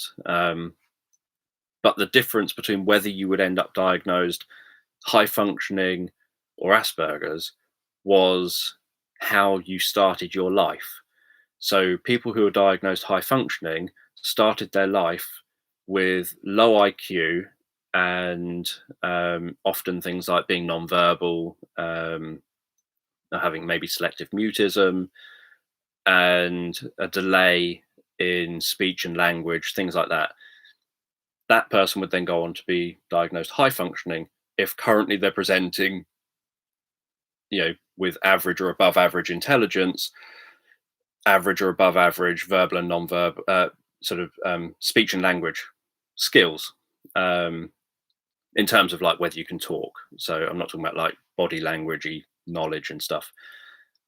So not social skills, just speech and language skills. Those who are diagnosed with Asperger's look the same as the end result. So average to above average intelligence, kind of normal communication, language and communication type skills. But they didn't have a delay when they were a child.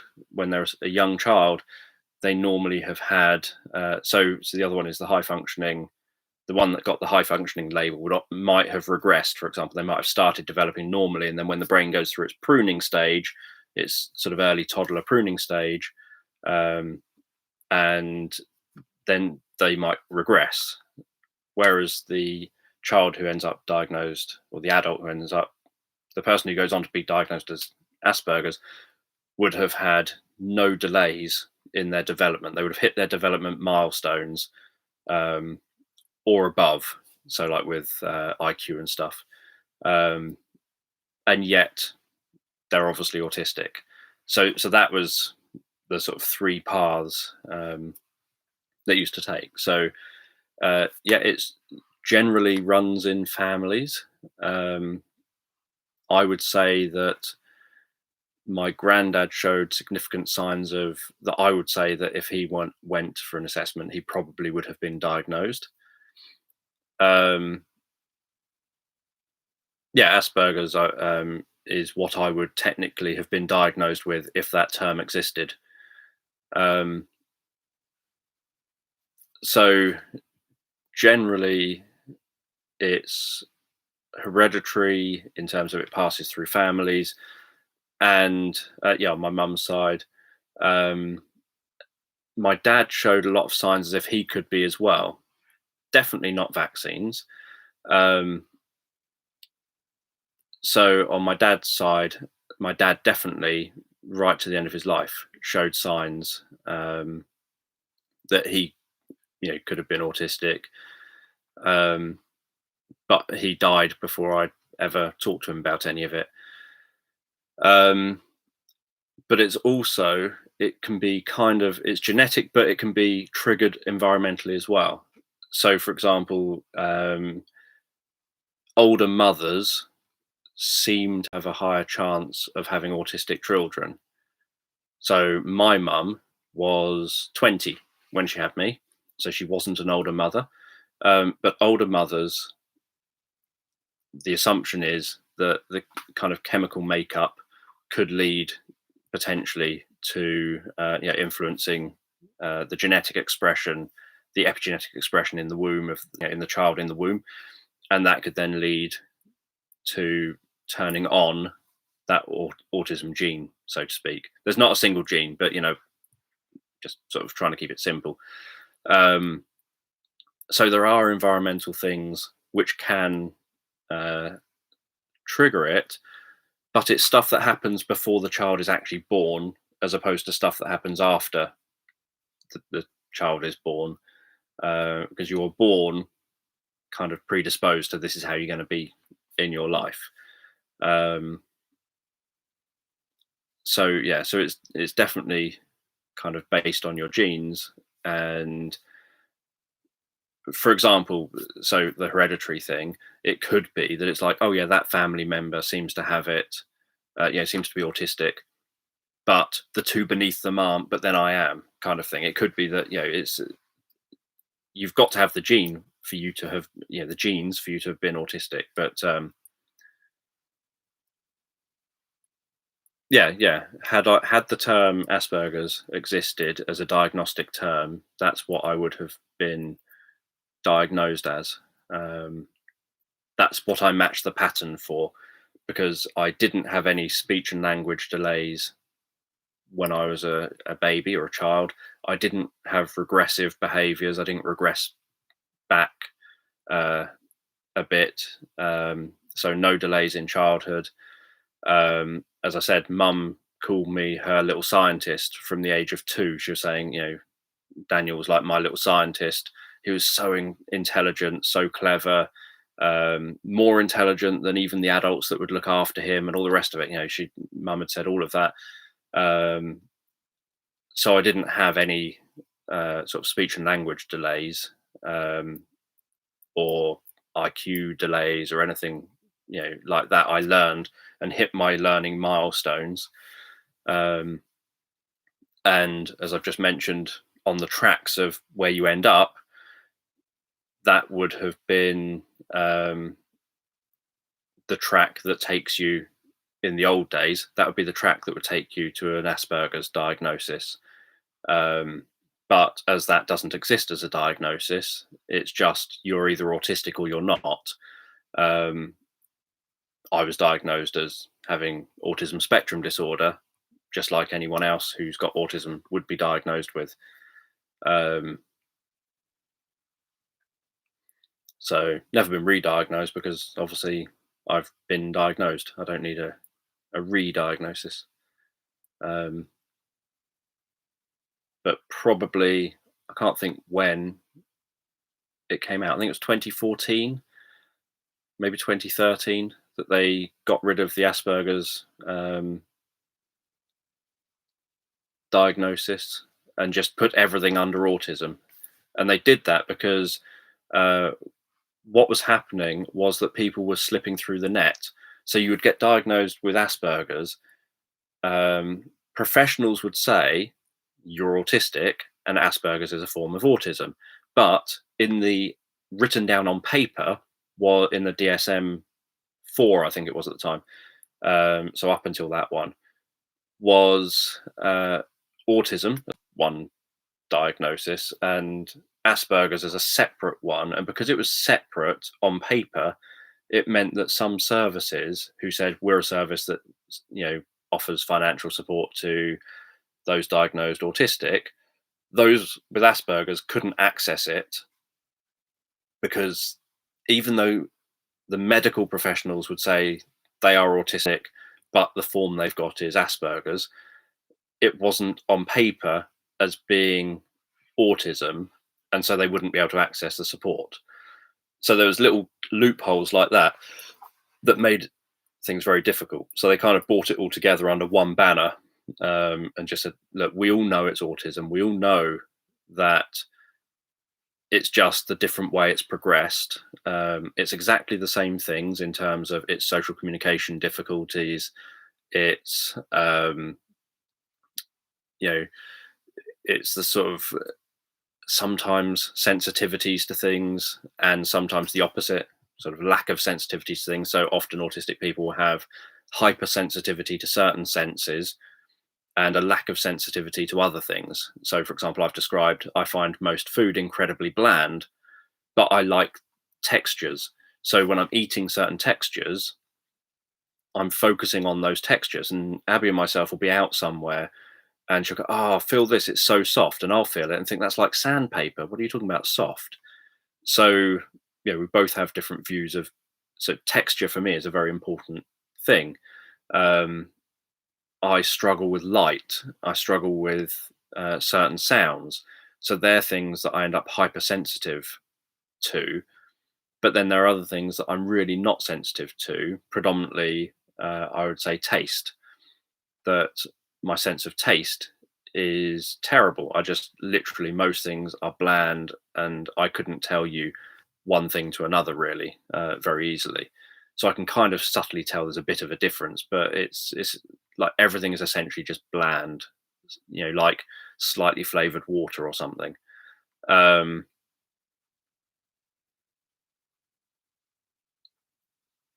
yeah, I am happier for everyone just to say autism, and then everyone can understand autism better, rather than it kind of, because Asperger's, a person diagnosed high functioning autism wouldn't be classed as having Asperger's, but the presentation as an adult, for example, would be exactly the same. So if someone said, "Oh yes, I've got high functioning autism," people will think, "Oh, is that not just Asperger's?" And technically, the presentation as an adult is pretty much the same. But it's like, well, no, because I've got this. And so someone with high functioning autism would access certain things, but then also the person with high functioning autism wouldn't want to be called high functioning autism because they think, but there are times I'm really not functioning. If I could function really well, I probably wouldn't need support. So, so it kind of, uh, that was, I think it's just easier to say there is autism.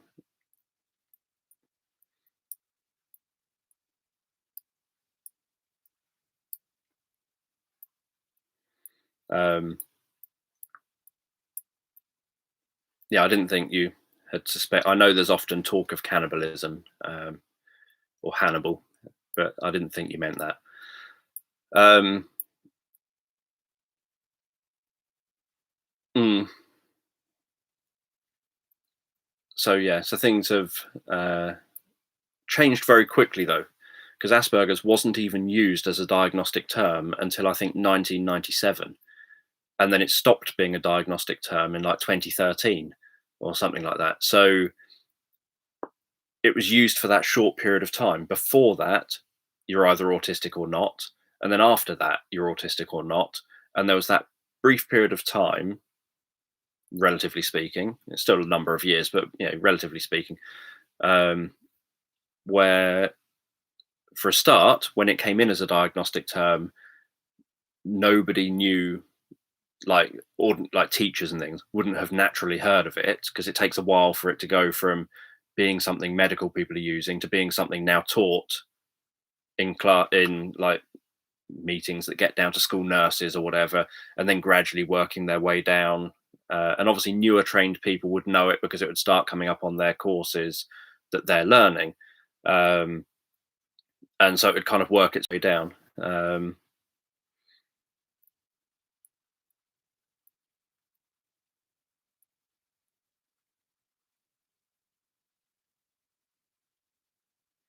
Um, I don't know.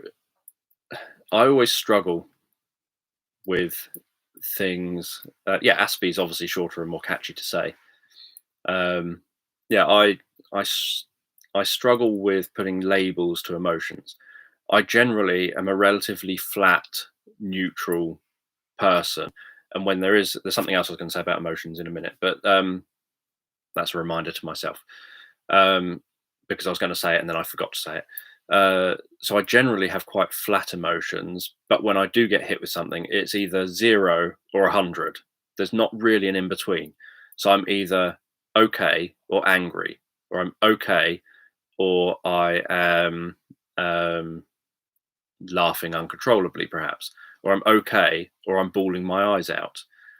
But behind all that, I don't normally, for example, at my wedding when I cried, I couldn't explain. There's no way I'd be able to tell you. I didn't feel anything. There was no actual something I would describe as a feeling. There was just my face is leaking water and I don't know why. And so when I see things that are sad, I know it must be sad. I can get the concept of sad. So, for example, I could watch Titanic. I could see the end of Titanic. My eyes could leak. I know my eyes are leaking because obviously I find this sad, and my eyes leaking is the proper kind of response to this. But I don't actually physically feel anything. There's no feeling that goes with that. It's just my eyes are leaking.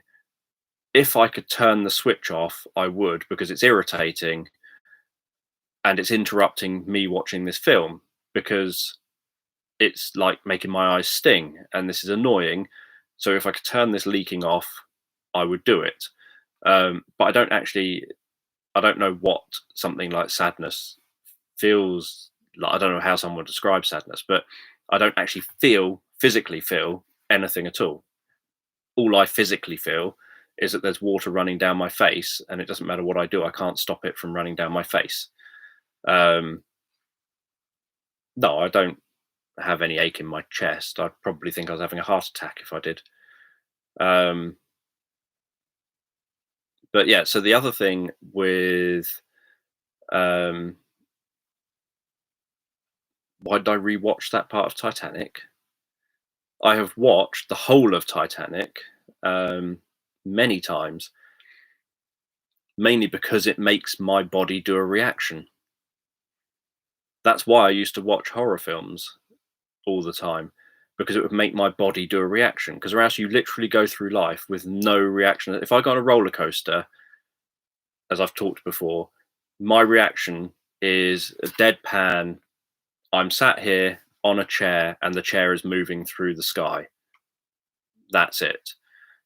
That's my reaction on roller coasters. When it gets to the bit where the photo is, I'm sat there with a no expression on my face on the photo. Um, when I go to shows, like when I went with Abby to see Maroon Five, and I've talked about this before. Everyone else is jumping up and down and waving their arms around and singing, and I'm just thinking, why are you not just sitting nice and quietly and calmly in your chair, legs together, arms on your lap, watching the performance? Why do you feel this need to be jumping out of your chair, waving your arms around, singing the song that the person on stage is singing? I feel absolutely no kind of nothing in me is making me think of doing any of those behaviors. So I would end up watching things like horror films because it would make me kind of jump at jump scares. And so you would so I'd watch like slasher films because of the jump scare. I'd watch like Friday the 13th and Nightmare on Elm Street films and things, and the Mike Myers ones, the Halloween ones, just for the jump scares. That would be all, because I would know it'll make me jump. But then obviously, when you know that jump scare is there, with horrors, you can't necessarily rewatch it because it doesn't make you jump the second time because you now know it's there. Um, Death of a pet, obviously, intellectually, I know that's a sad thing, just like death of people. I know intellectually it's a sad thing. I don't, I've never had a feeling associated with that intellectual knowledge of it being sad. So, like when my dad died, um, obviously, shame he's dead. I'm not going to be able to talk to him again. Um, I didn't really talk to him anyway, so it wasn't really a big issue. But and obviously, one thing I raised, I talked about this during Autism Awareness Week, but one thing I raised with the psychologist during my assessment was how I used to think, could I be a psychopath? Because I wouldn't have these weird emotional reactions that others would have. And obviously, then I realized when I was looking at all this as a teen that I couldn't be because of the fact that I was thinking all this, and that was evidence that I wasn't a psychopath. Um, so, and I've always maintained that I think ending up in a loving relationship where you have to put someone else first, literally every single day of your life, from the minute you wake up in the morning to when you go to bed every single night, um, makes you start connecting with emotions. So apart from Titanic, I never used to cry at anything. I never used to have any emotional reaction to anything at all, really, which made me very good at my job that I did when I was working in children's homes, because you could punch me, kick me, smash a bottle over my head, stab me, choke me, headbutt me, do whatever, and I will just calmly carry on being present and dealing with the situation. The longer I've been in a relationship, the more I know I wouldn't be capable of doing that now, because now I end up having reactions to things that I never used to have. So I still don't physically feel anything. That I wouldn't be able to describe a physical feeling. But now I know that I would just think, no, not tolerating this, and just wouldn't have it. So, but yeah, so the thing I was going to mention about emotions was when I was talking about um, sensory, having sometimes oversensitivities and undersensitivities. I think autism, in my opinion, is as prevalent in females as it is in males. I think the difficulty is that it's often overlooked in females because people end up sort of saying, "Oh, it's they just have an emotional problem or something." But I think what females that I've encountered seem to have more than males, perhaps, is an oversensitivity to emotions, because obviously that is sensory input. They have an oversensitivity, so a little bit of upset would feel like an overwhelming amount of upset. A little bit of something, it would be like emotions would swing wildly, because the tiniest feeling of an emotion is enough to feel like you're hypersensitive to it. And I think that ends up being something that then those females end up being told they've got an emotional problem, rather than and then people overlook, because autism historically has been associated mainly with males. People then overlook all the other traits that are there as well. Just like females seem to have a tendency more than males to try to fit in and try to mimic everyone else, and do the behaviors they think they need to do to fit in. And they do a better job of that generally than males do. And so then it sort of masks a chunk of the traits that someone is looking for. So it'll be like, obviously, for someone to be diagnosed autistic, the presentation of that person should be inbuilt to that person, which means whether you're at school, at home, or in the community, those traits should be present. You should be displaying whatever they are. And when they're not in an area, so for example, if a child gets on fine at school, fine when they're out and about in the community, but kicks off and is difficult at home, the first thing that gets looked at is it's probably a parenting issue. There's something going on in the home because that's where the problem is. And that's not necessarily always the case. Sometimes it's the child has been holding themselves together in school because they feel this compulsion to have to try and conform and mask who they are and how they would like to present. And then when they come to the community, maybe again, they don't go in the community very often, but when they are, it's with friends and they feel they've got to try and force themselves to conform and appear a certain way. But then, in the same way that when I come home, I just end up thinking I need to hide under a blanket, I need to get rid of all this sensory input, and I need to somehow decompress and calm myself down. The child will do that, but perhaps won't have the skills that maybe an adult might have learned. And so they might then just flip out, smash everything up, kick off, think, I can't cope with all this, and everything comes out at home. So sometimes that's kind of what the case is. But that's more common among girls because boys generally would have the same behavior in school as it is.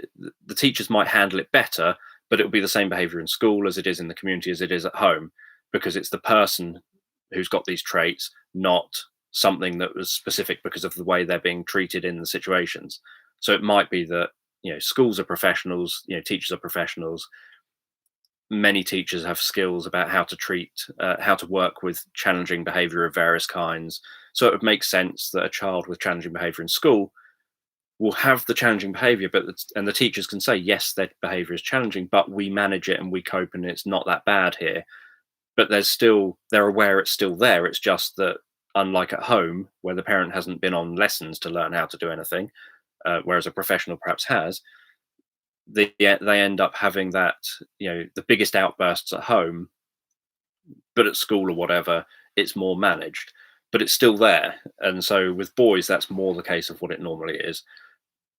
So not always the case, but it's more the case with boys. Whereas with girls, it's more the case that a girl will perhaps be masking it in other areas of their life when they're like in public, so to speak, or around friends, to try and fit in and appear like they're not different in some way. And then when they're at home, they feel more comfortable just being themselves and also letting themselves go and letting out all the frustrations and all the stuff they've not dealt with or not addressed, or stuff that's in their head from the whole day.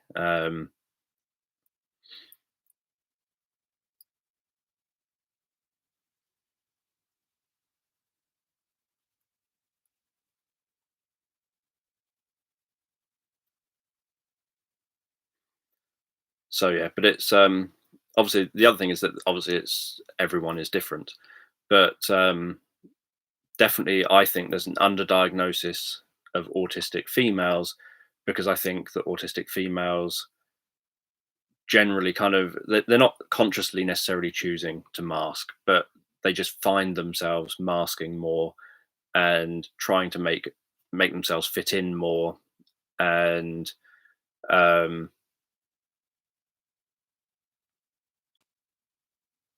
and then whereas boys don't necessarily do that so much. So I did a lot of attempting to fit in, or not fit in is the wrong word, but attempting to appear normal is probably a more accurate term for what I was trying to do.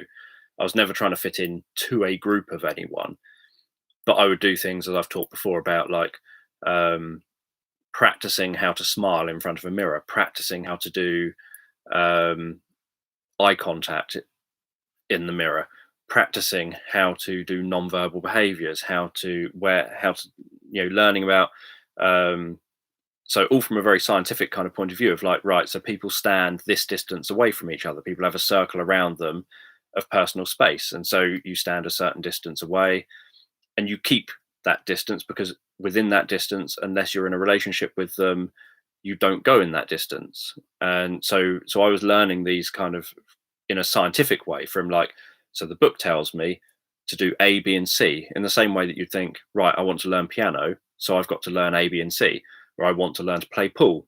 So I learn this move, I learn to hold the cue like this and the bridge like that, and I learn to, you know, have my arm in this position. And so you know, you would learn all these things and then apply them uh, as as any other learning experience.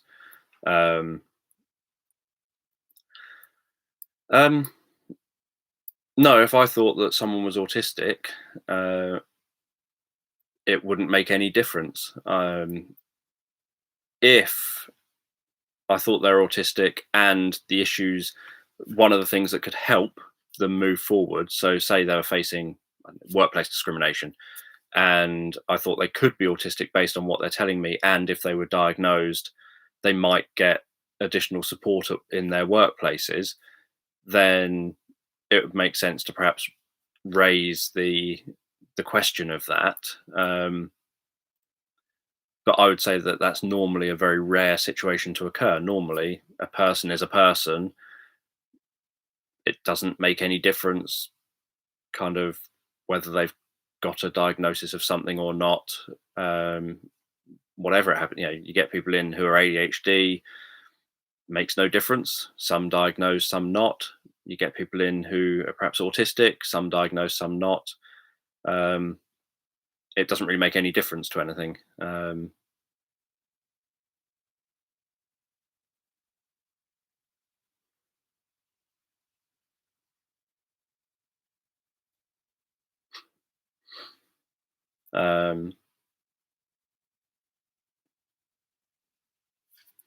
what question has been asked that's an awesome question?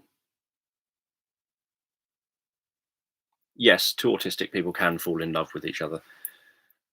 Absolutely no reason why they wouldn't. Um, I suspect, see, I only actually personally know of a few cases of it, um, of individuals who are autistic who are with each other.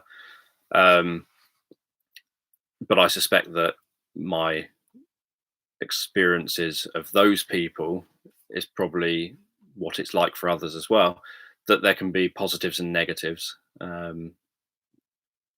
It's a little bit like, you know, I don't like, say, being in a cinema and having people screaming and shouting and being really loud. It could well be those people who are screaming and shouting and being loud, say at the movie or whatever, could be autistic. So if I was in a relationship with one of them, I'd be getting really annoyed with them.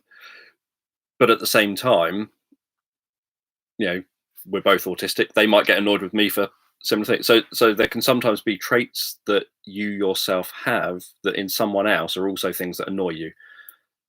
So I get very annoyed with people being in my face and never shutting up and never and just going on and on and on about things I've got no interest in. Now, I could very easily end up, for example, with an autistic person who has an interest that they just go on and on about without knowing when they should shut up to the person's face. So you could have that kind of, you know, obviously every, what I'm kind of saying is that any relationship has these issues, but you could have those issues where the two autistic people have things in common that they can relate to, but they might also have things that really irritate each other, just like in any other relationship. Um,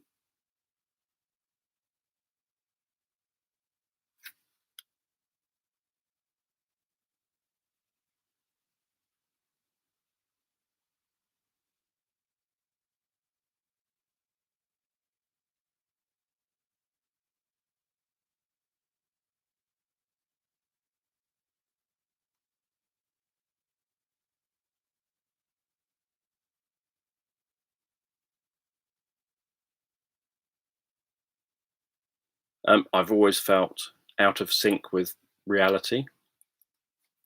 Wouldn't necessarily say an extraterrestrial, but always felt out of sync. Like, people make pretty much no sense to me. Hence, getting loads of books on trying to understand people.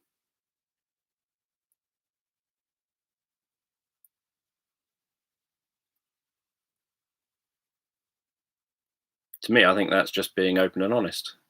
The it's essentially what I just said, that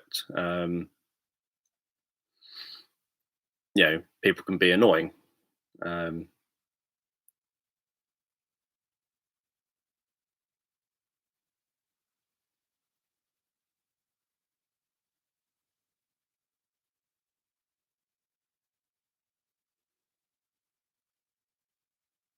Someone being obsessive, you describe that as someone not having control, I would imagine.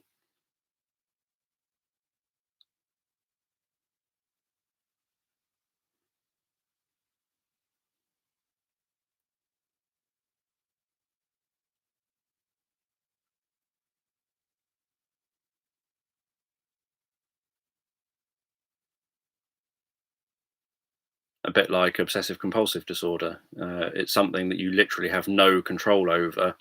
If you did, you definitely wouldn't be doing it because of the pain it normally causes you, um, like emotionally or physically, even sometimes. If it's like cleaning your hands and stuff, yeah, you can overwash and then end up causing sores and things.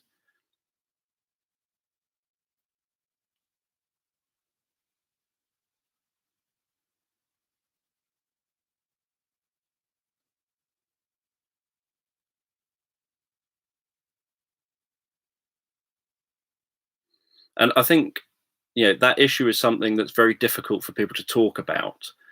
The fact that, and I've worked with a lot of parents, and a lot of parents have felt very uncomfortable with the fact that they can't talk publicly about how difficult they find it sometimes. For example, with their child's behaviour or whatever it happens to be, or with the prospect of the future. So I had one parent that was saying, "I just worry that I'm going to have to be their carer till the day I die."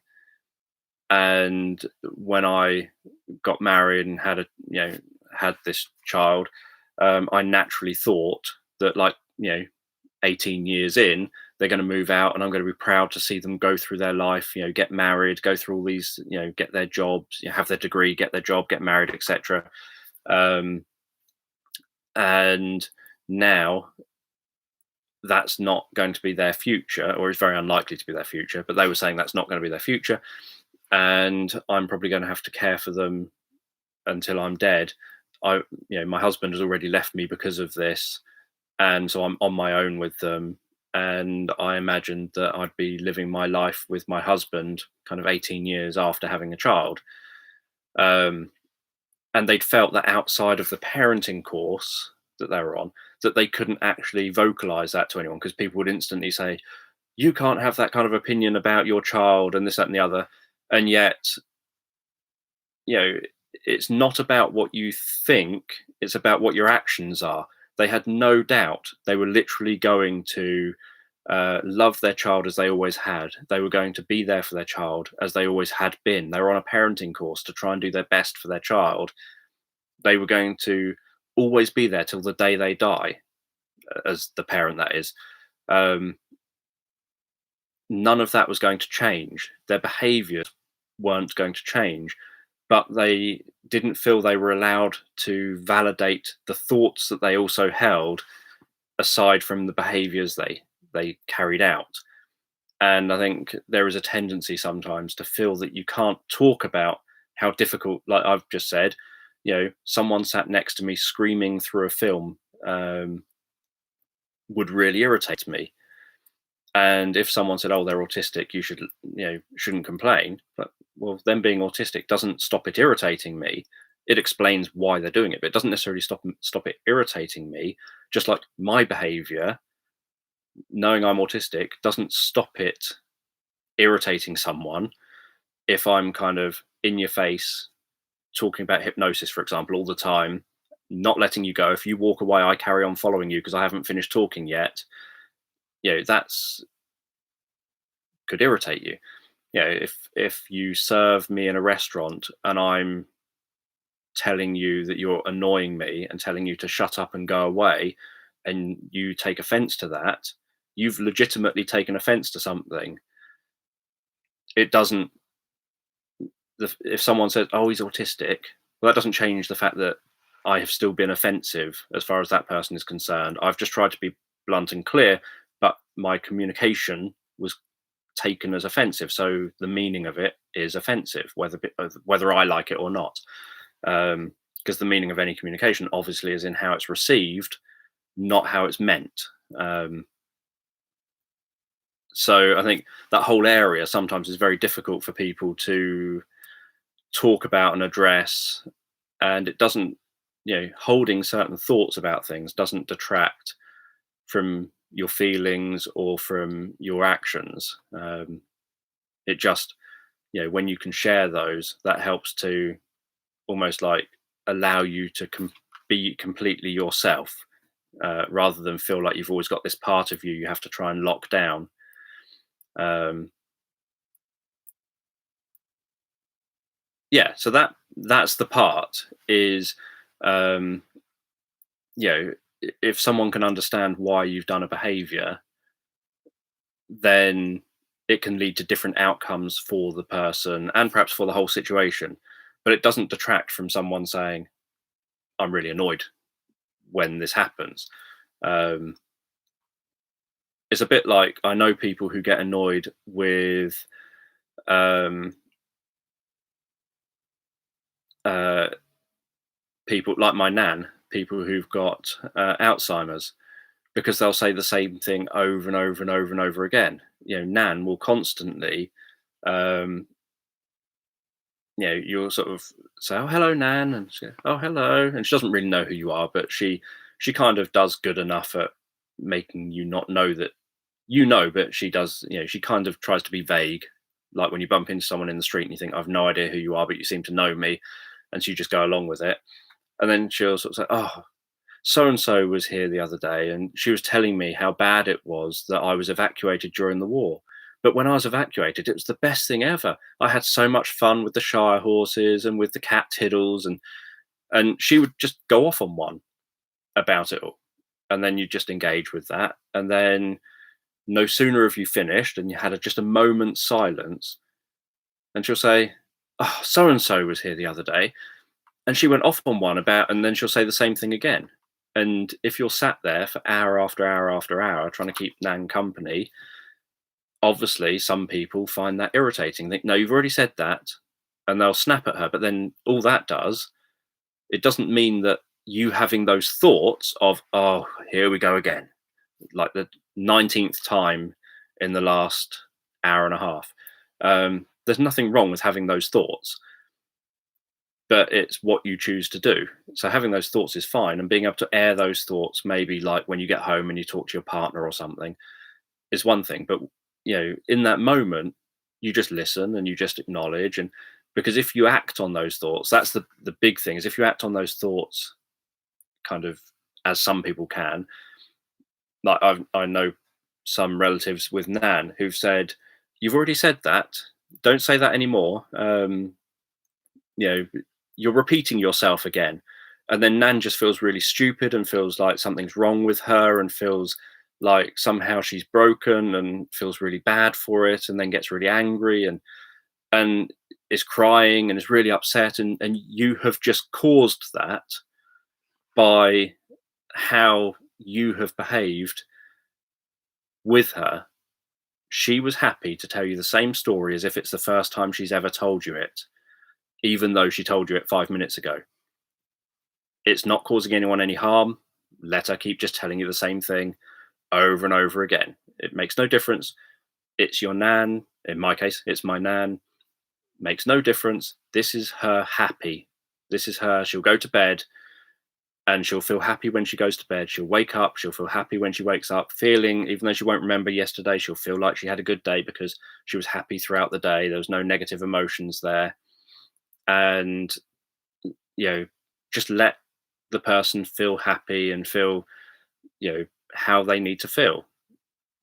And if you've got the thoughts of, "This is really annoying me," and that you really emotionally struggle with this, because you might emotionally struggle with seeing your relative in this state or whatever, do all that privately with friends, family, whatever, whoever you've got that you trust, who you can have those conversations with. Um, so all of these things, I just think, are what runs through your head and what comes out of your mouth and what actions you do are two completely different things. You can separate the two out, and you can decide, you know, I value you enough that that's that's for another time and another place. Um,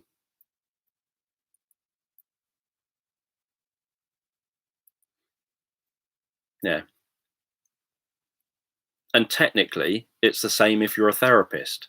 As a therapist, you sit opposite people who frequently think that their case is the worst version of whatever it is that you've ever encountered, because they've only got their own experience to go on for that. Um, and so, when you're listening to that person talking, sometimes you can kind of get frustrated thinking, look, the way out of this is so simple, and you can't necessarily just tell someone, here's the way out of it, because they'll not believe you. Because sometimes it is a simple thing. It's not always, but sometimes it's a simple way out, but they won't believe you because it sounds too simple and their problem's too hard as far as from their perspective. So you have to kind of work with people. You have to listen to people, and when you listen to the same kinds of things from each client back to back, you can end up thinking, which is why you have clinical supervisions and things. You can end up thinking, it's just literally six people in the row today have told me the same thing, and have and you do it in your clinical supervision. That's where you let all this out, and you share, um, you know, so that you don't impact negatively on your work with the clients.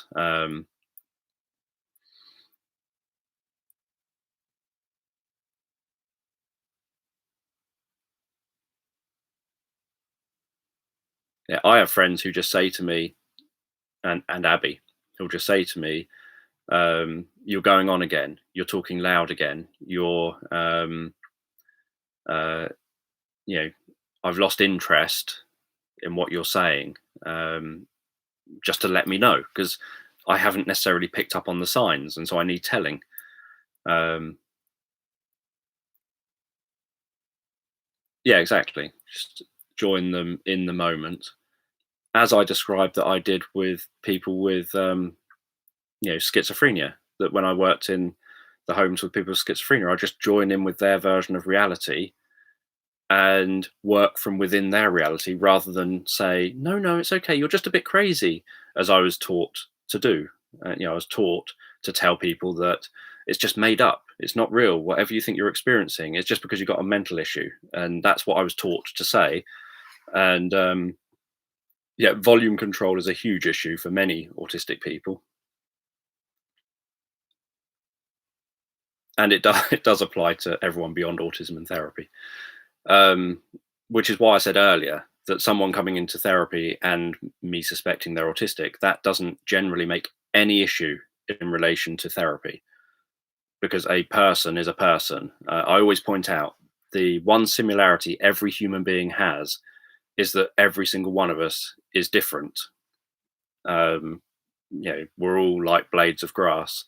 We're all different, but collectively, you don't look at a garden and say, "Oh, look at them. They're all different." You don't think that blade of grass is my favorite. You see the beauty in the whole garden, and you know that every blade of grass is different to every other blade of grass, but you see it all as one big, just beautiful garden. And that's the same, obviously, with humanity. That every single human being's different, and that's the thing they've all got in common, that we are all different. Um, Partly questioning.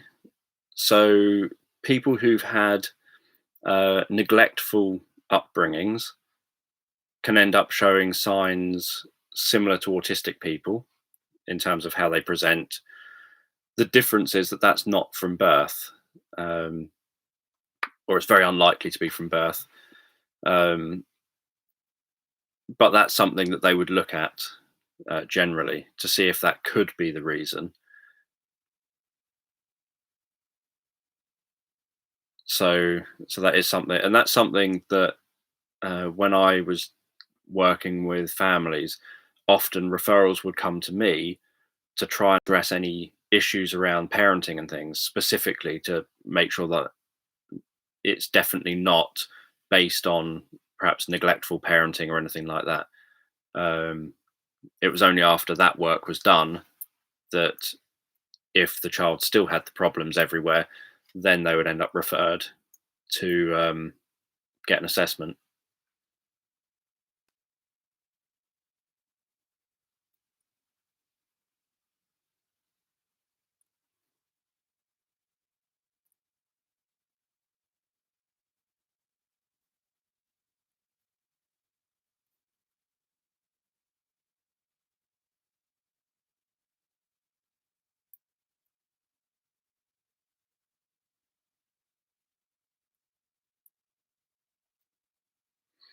But yeah, obviously I've talked in relation to my family. I personally, I've got significantly more knowledge and experience around family work and dealing with, challenging teens and children and all of that side of things than I do of hypnosis and stuff like that.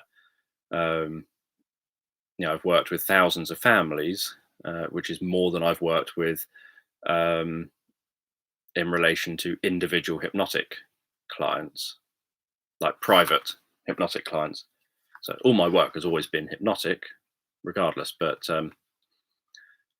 all my paid work, like for an employer, has been sort of family based or young people based work.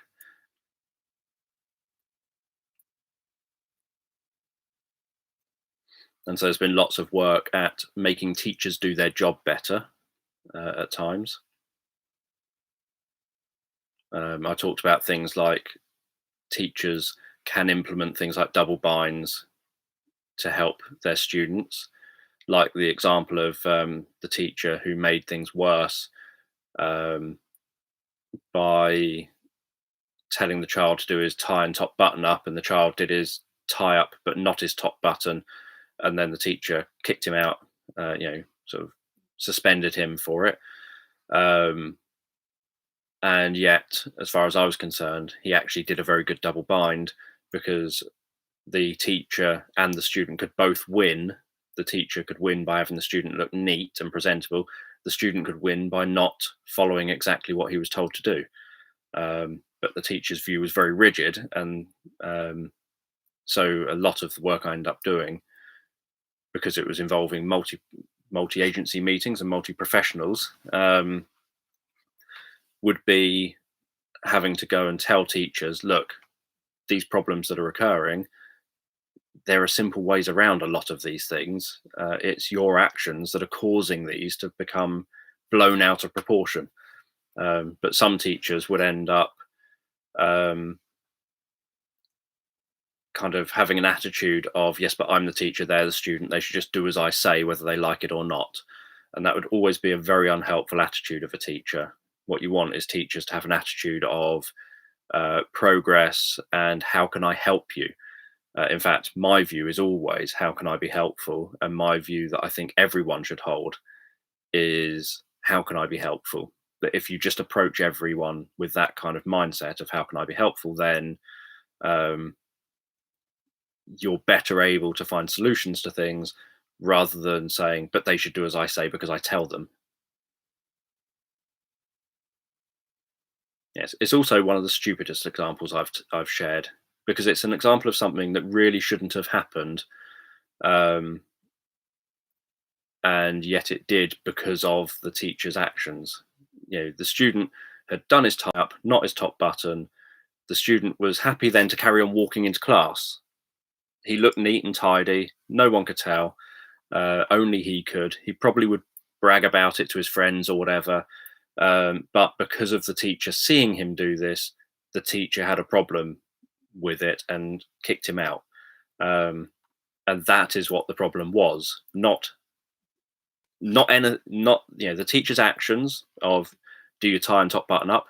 Technically, he didn't do it on purpose, but technically, that was a good thing to say. That's a double bind. It gave him a choice to do one or the other.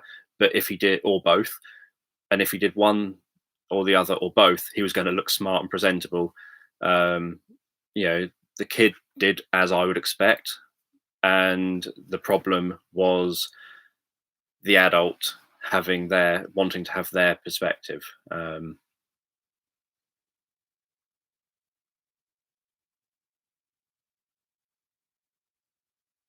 Yes, it's very, very rare, at least in most schools, that each autistic young person would have their own person helping them. Um, there are some schools like that, but it's quite rare.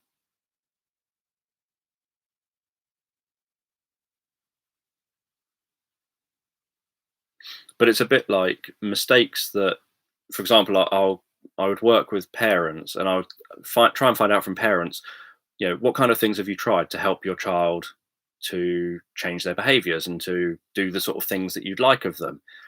And it would eventually get round to the fact they'll say, "Yeah, I've tried star charts and all that rubbish. It doesn't work." I say, "Okay, describe to me how you've tried it." And they'll always describe it in a way that I know was going to fail. And how you would do a star chart to make it more effective. One thing is, whatever the outcome of it is, has to be stuck to. Literally, if it's on the star chart, it now gets stuck to indefinitely. None of this, they didn't stick to it, so I scrapped the star chart. And then you say, so what happened then? Well, I gave them the comic book on the Saturday anyway. Or, that's where the problem lies, because you've essentially just said they now learned that they don't have to do the star chart because I'll scrap it and give them what they want anyway. The whole point is that the star chart is you get this as a result of, doing the right things through the day, through each day. The other one is setting children up to fail. So, say you did a star chart around going into school. If you say, um, every day you go into school, you get 1 star, and if you go into school all week, then you get, say, £5 just at the weekend as pocket money or something.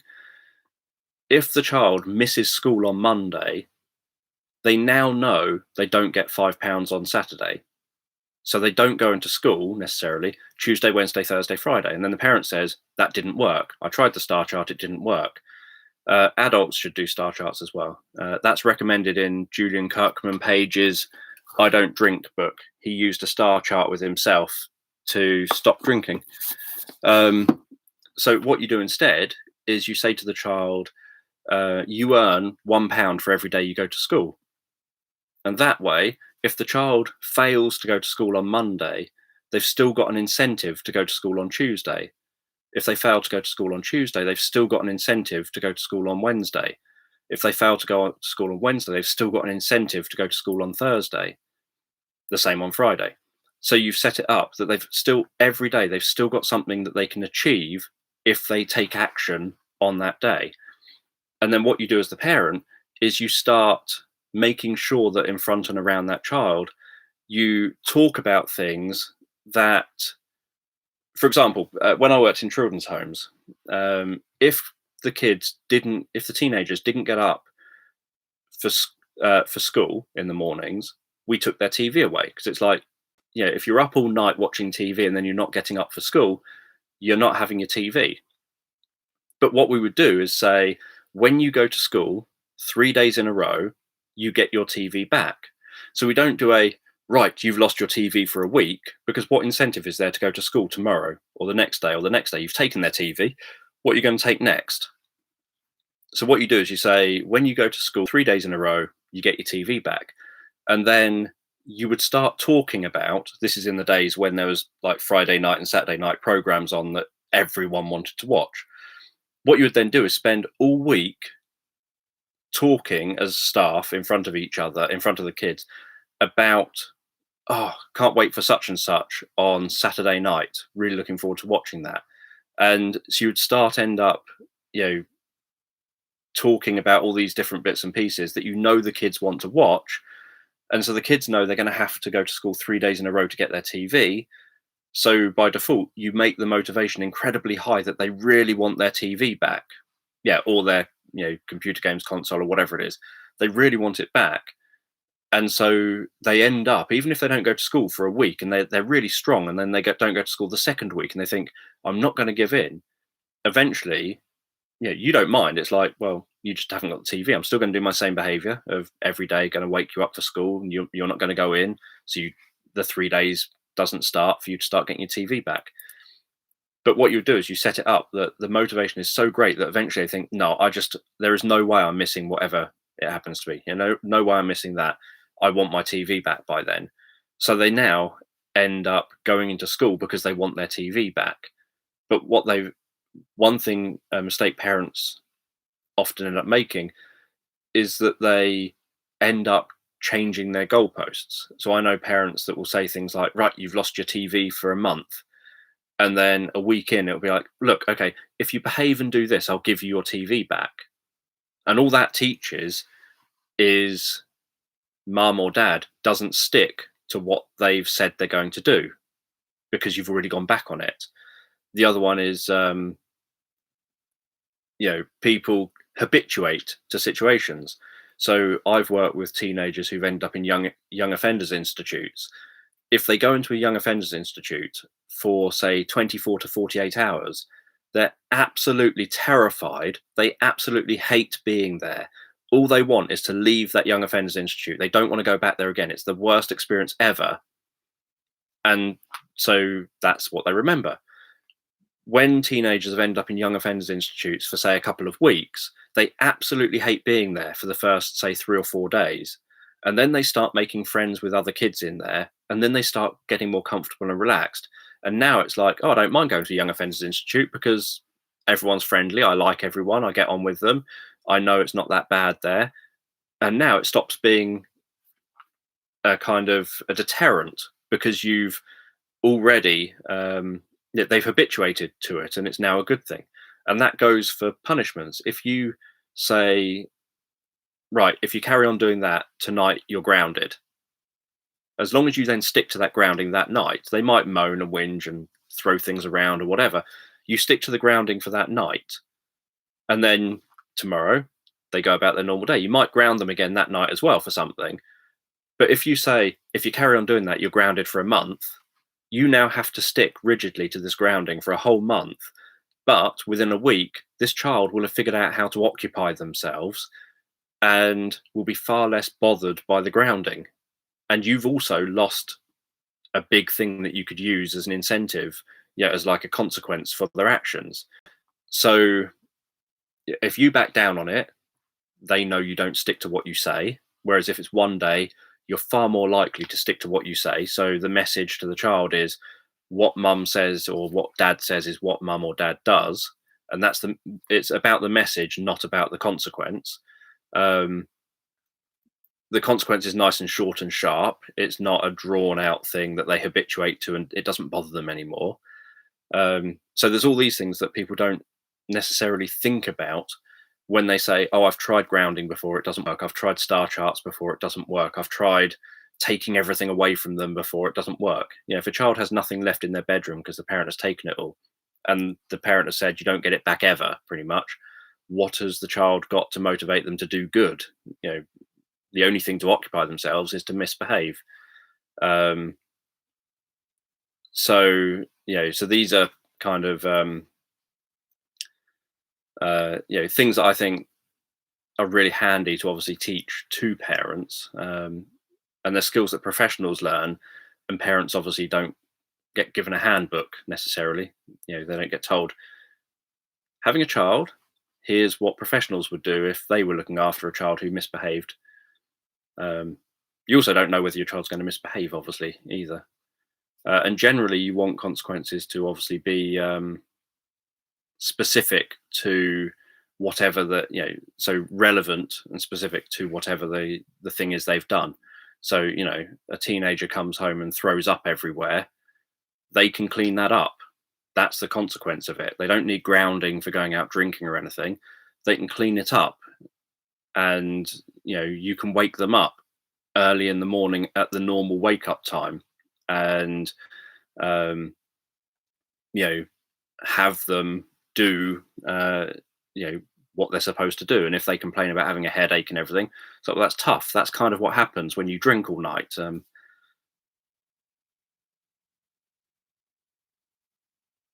It's definitely bad when it's done where it's like you wait till dad gets home or anything like that. Um, that disempowers. You can probably just Google it. Um, there'll be multiple definitions, medical ones and dictionary ones. Um, so that would disempower um, the mum technically by having the dad, by having the mum constantly say the dad is the disciplinarian almost. But it also can very negatively affect the relationship with the dad because the child ends up growing up having this perspective of dad scary, mum kind, um, which isn't good. Don't know what all the narcissism talk is in the live chat while I've been chatting.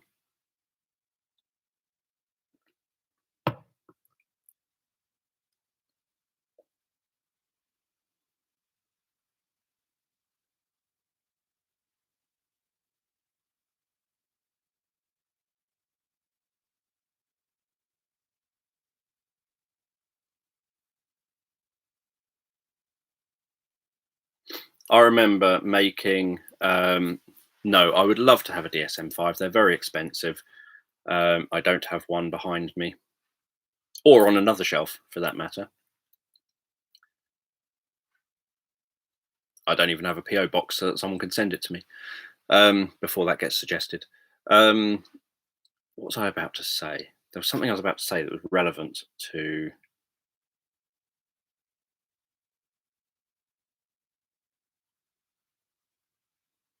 Try what it was.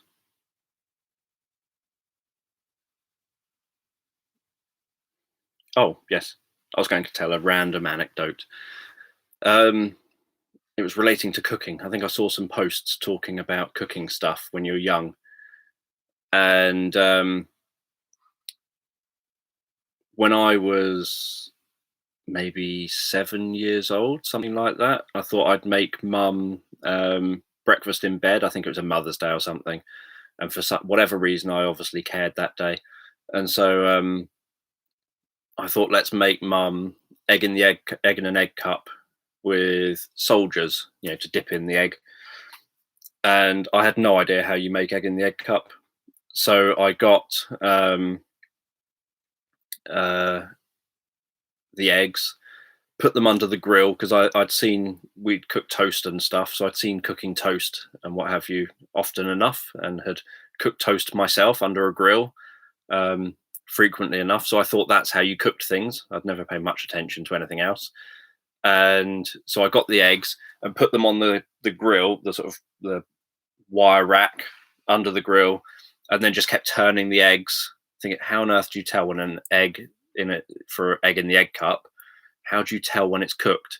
And so I just remember just sort of turning it and just constantly turning it, thinking if the heat's coming down, it's only going to heat that little strip of the top of the egg. So I have to keep turning it gradually.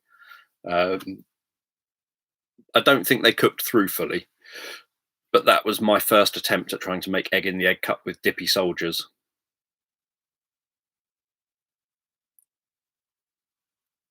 Yeah, it would.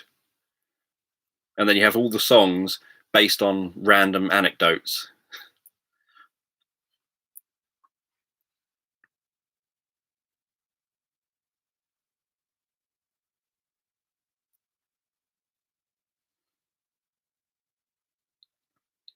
So I couldn't figure out how you can tell from like toast. You can tell when it's cooked because it goes brown. So you think, oh, it's gone brown. That side's done. Turn it over.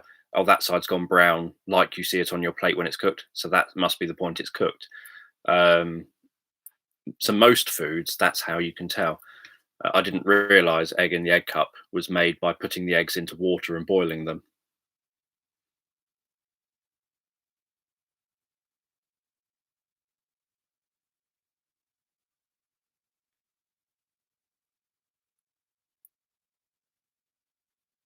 Yeah, Samuel hasn't been here for a while. I think a couple of weeks ago, well, not to my knowledge, obviously I can't see who's here. I know a couple of weeks ago he posted or commented on a post or something. either on my Daniel Jones page or in the sleep meditation group thing. But that was a couple of weeks ago now. So hopefully he's okay.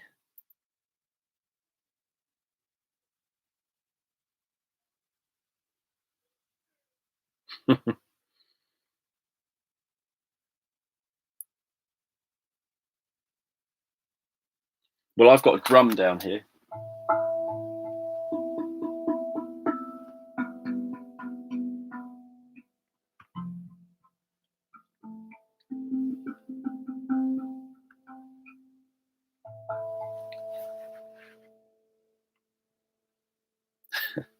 Yes, just say, where are you? Where have you been?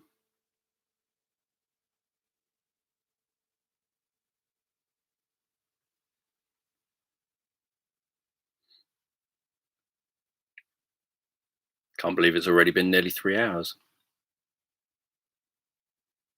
I can't play anything.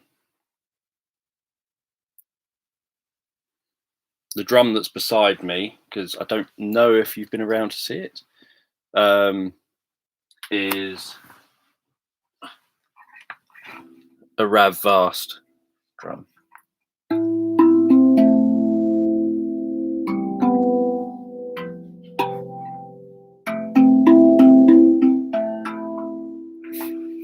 So yeah.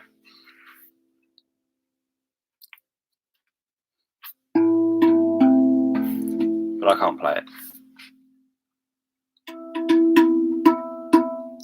Yes, I bought it because you can literally do anything, and it generally sounds good.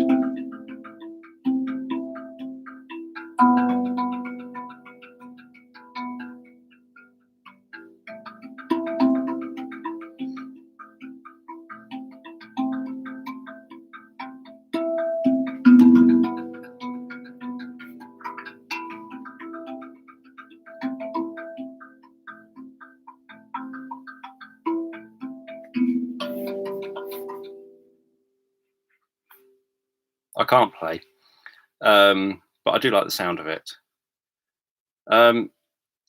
Yeah, I think I've only got one video of me playing this on my channel.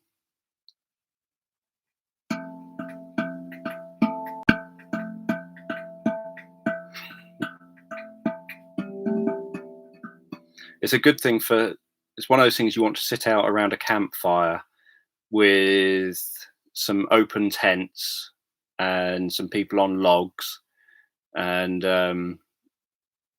this and a few other sort of drums that you can play.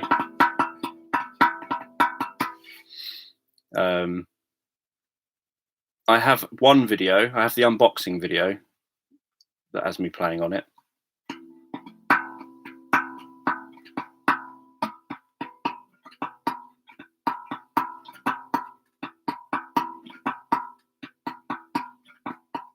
But I spend all my time tapping.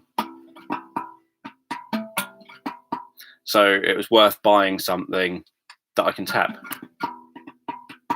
I quite like, this is the only drum I've got, but I'd quite like some more types of drums.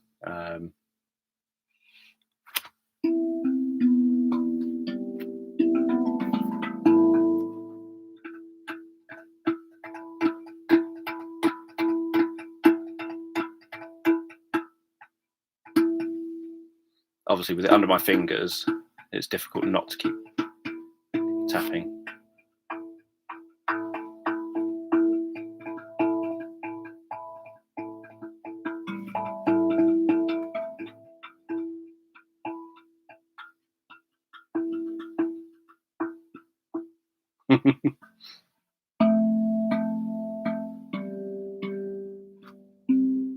I bought myself some contact microphones specifically so that I can start playing it more to get some backing music for my meditations and things. So I could make some, like a backing track that I can then edit into it, into different meditations, or just make on its own. No, they can't hear it. It's not majorly loud. Um, but yeah, so the contact microphones are just sort of magnetic ones that stick onto it, and then pick it up without picking up any of the background noise.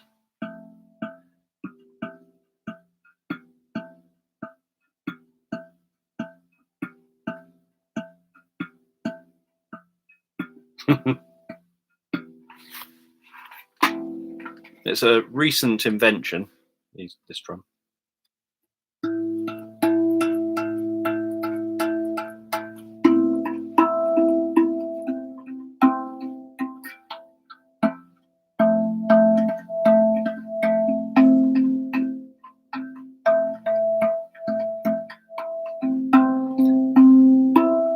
They definitely help to absorb reverberation.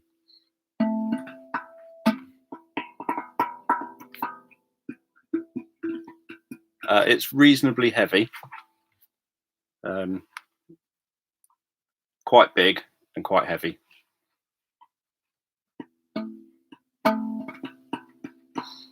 And I bought a new carry case for it because I was finding it really difficult to carry it around everywhere with me. When I did, when Abby and myself ran our little shop last year, our independent shop, selling, so for those who don't know, we set up an independent shop selling, it was vintage stories. So we sold vintage and pre-loved fashion, like clothes, shoes, handbags, things like that, and books.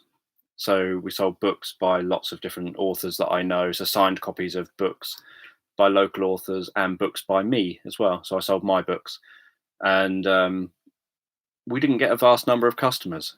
And I found out initially, I thought, oh, it's fine. While we don't get customers, I will sit outside and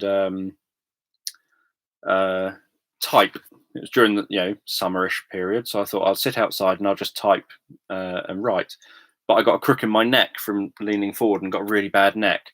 So I decided that instead, literally all day, every day, virtually. I only decided this quite late in us having the shop though, but every day it was sunny. I was just sat outside playing this instead. And for some reason, people were saying they really, really liked it. They did some videoing of it and stuff, but it was just me sitting there essentially whacking on a drum.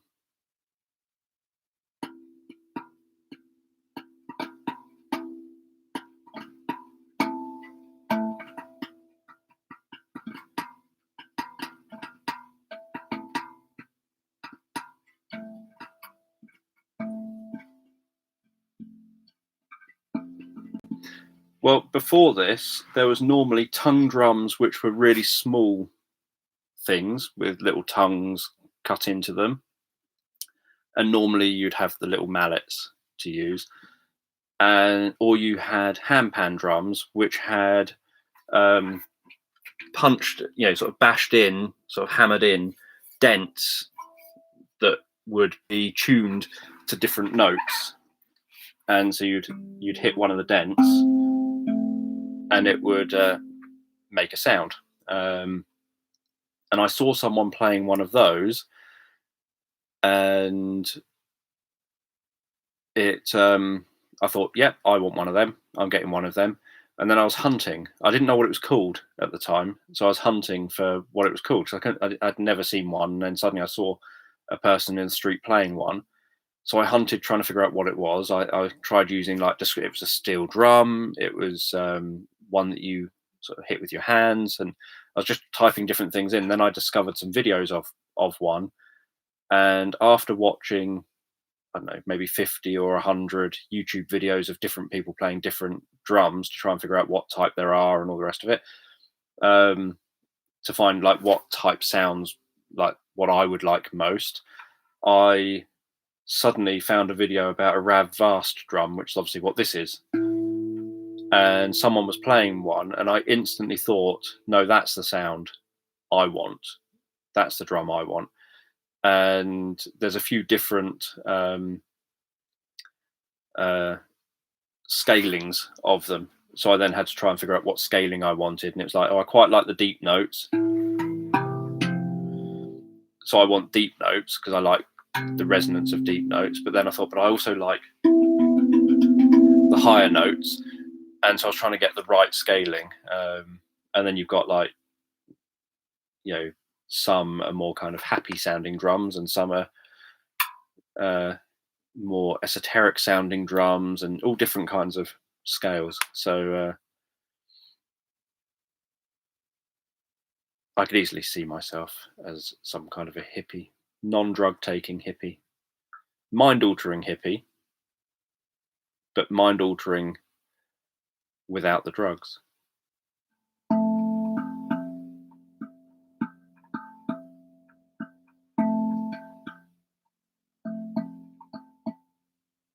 Yeah, I like reverberations.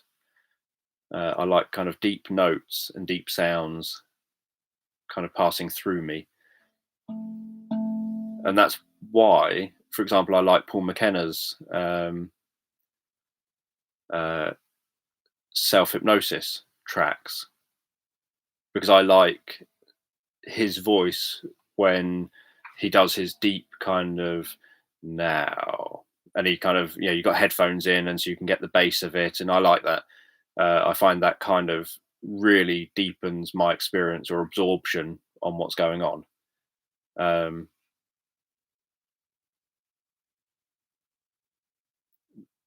You want me to watch it without drugs? That's kind of the only way you would likely have me watch it.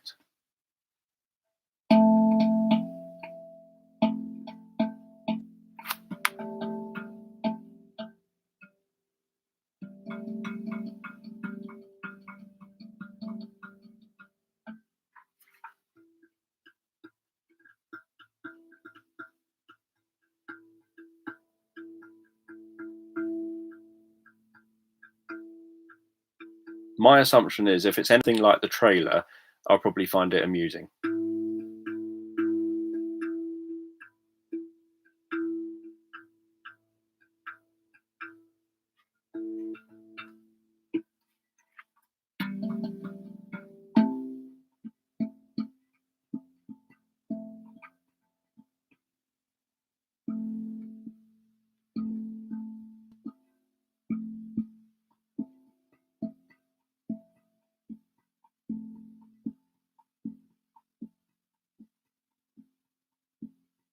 Wind chimes I like. I've got wind chimes in the front room, and they're on some of my older tracks.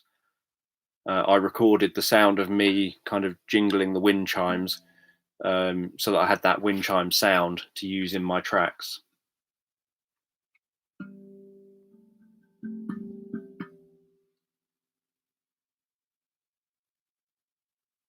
Yes, I like to think my brain probably doesn't need drugs. What I find is that people around me seem to generally need drugs to end up on the right level of understanding the world. For me.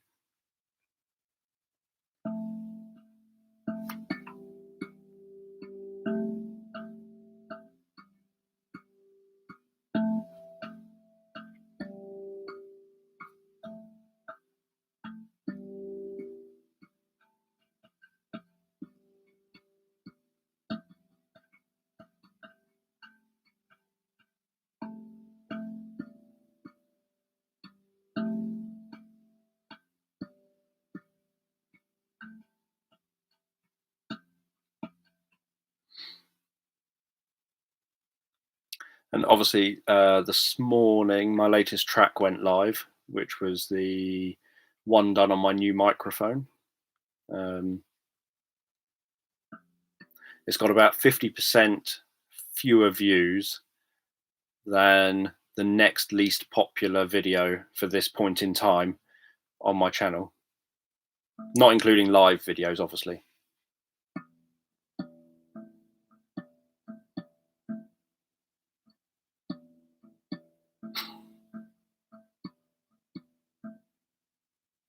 Yeah, we'd all like lots of incomes.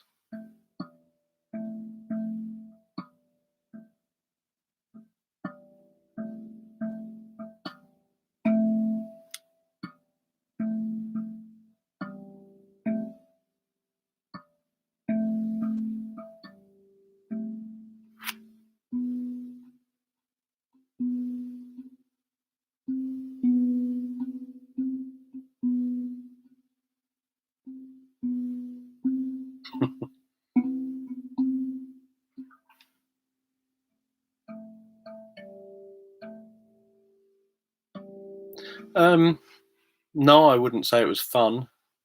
It was back to doing things a bit more how I used to do them, with less, sort of slightly less editing. But there's a downside to the less editing, that the way it's done wasn't so good, um, as when I've just literally taken ages over editing my voice into different places and stuff. Um, so whereas, yeah, it's doing it was the same as I used to do it, and I don't know. There are positives and negatives, but it's never something I would describe as fun necessarily. No, I live with my wife, who has been in some of my videos.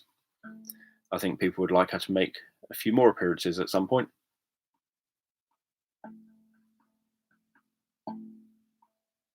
Well, the trouble that you've got is that once this is on my lap, it used to be in the living room, and the trouble with that was every time I sat down, it would just be on my lap, and I'd just be tapping away all the time, whatever's going on. I'd be watching The Simpsons and just tapping on the drum, and so whenever it's near me, I have a tendency to just accidentally put it on my lap and start playing away and tapping away on it.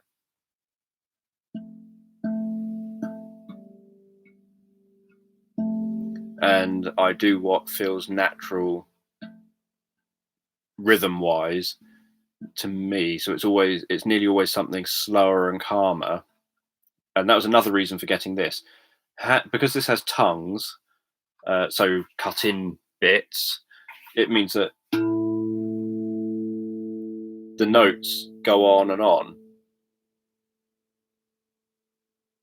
Whereas with handpan drums that have just the indentations, the note fades really quickly. It doesn't really resonate for an extended period of time. And so I quite like that I can do longer, kind of more breathing type notes rather than just, kind of having to do constant sharp bursts of things.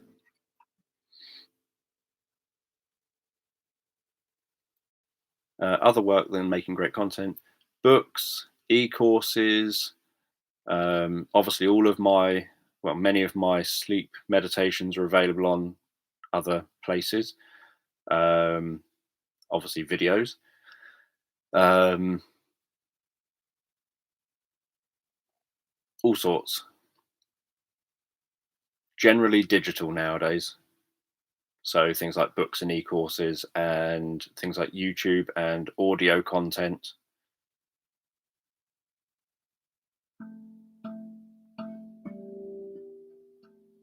I've got quite a good 5.1 surround sound system in the front room. Bought it years ago, but it's still very good. Yeah, used to teach far more, but I teach sometimes begrudgingly. I probably teach more in these live chats than people get out of me in real life.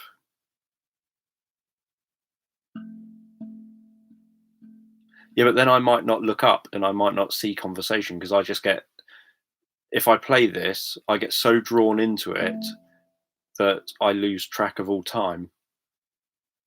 Like when I'm playing on the piano, if I sit down on the piano, I can't play it, as I constantly point out. But when I sit down on the piano, I will start playing just noise and I get absorbed in the noise and don't stop playing. How do I manage self care with all the work I do? I stop working. So, although I'm here every day currently, I pretty much just stop working when I'm like, for example, if I'm not doing these, if I wasn't doing these, on the Monday night, I'm up late working on stuff.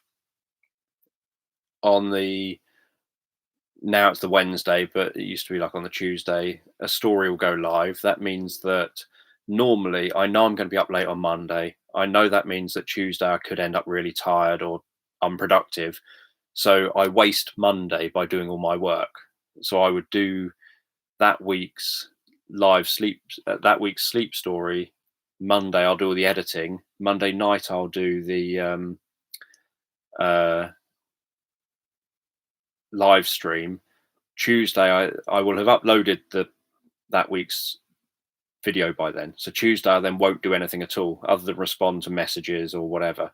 But I'll try not to have to do anything else. Wednesday I'll try not to do anything. So I know a story goes live at 4 a.m., but I don't have to do anything because I've already scheduled it. It's already there. And then Thursday is the first day that I come back and think, right, I've got to now get Saturday's thing done. So then normally Thursday, Friday, I get Saturday's thing done because I've got to have it go live Saturday morning before I'm awake. And then I try and give myself some time off again. So where this doesn't work, I work in bursts. So if I've suddenly got a book on, then it'll be like, I'm just literally going to keep working solid until I've completed this book, and then I'll stop.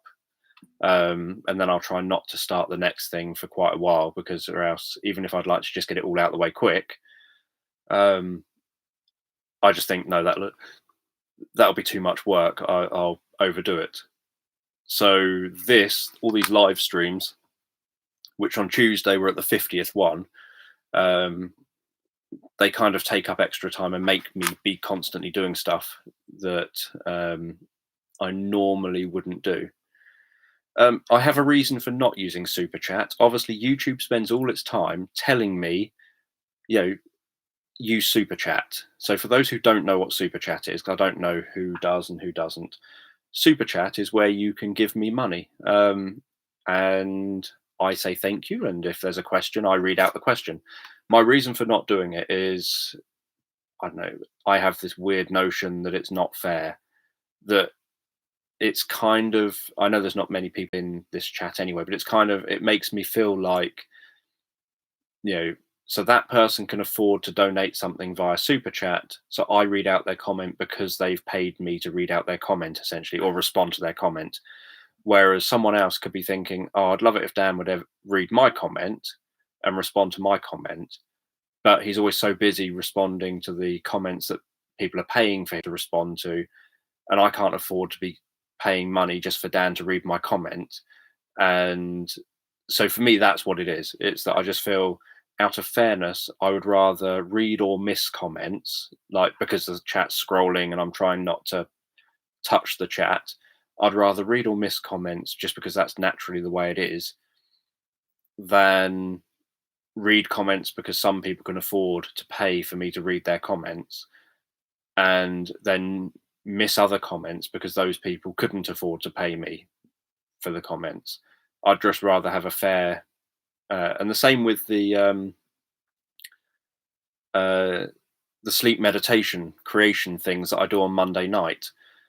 I don't want it to be that the ideas I use in people's chat is, I don't want it to be the ideas I write down and put into the story are ideas that people have paid me to put in the story. I want it to be, I've been writing down what I see. I've probably missed some, but I've done my best.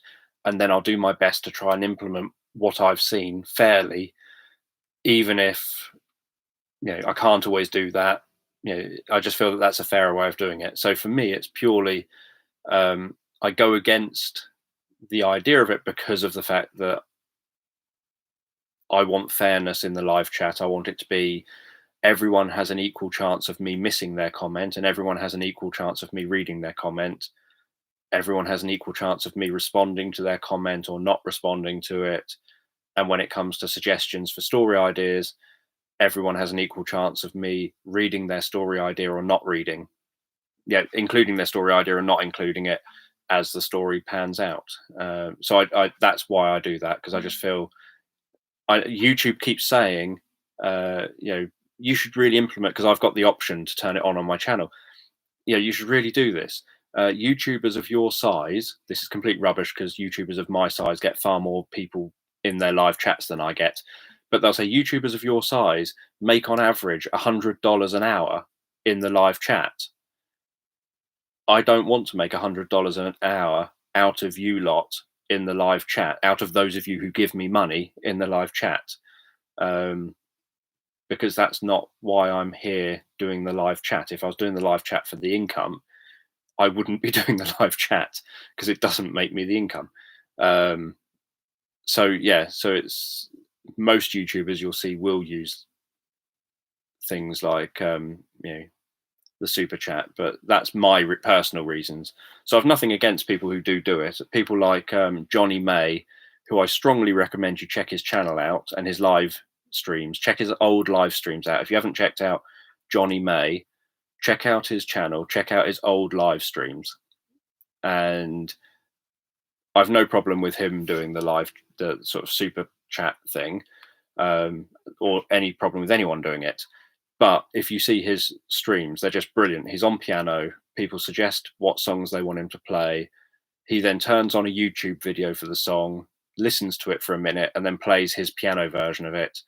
And he'll have people say a style as well. So sometimes people will say, can you play, I don't know, My Heart Will Go On in ragtime style? And so he'll then play My Heart Will Go On in a ragtime style. So he'll do that kind of thing. I can watch his live chats forever and ever and ever. I think they're brilliant. But yeah, so that's, but I just personally, even if I was a big channel, I just don't think, I understand why it exists. It helps people to make sure that their questions get seen. I just don't feel that it's for me doing this for the money.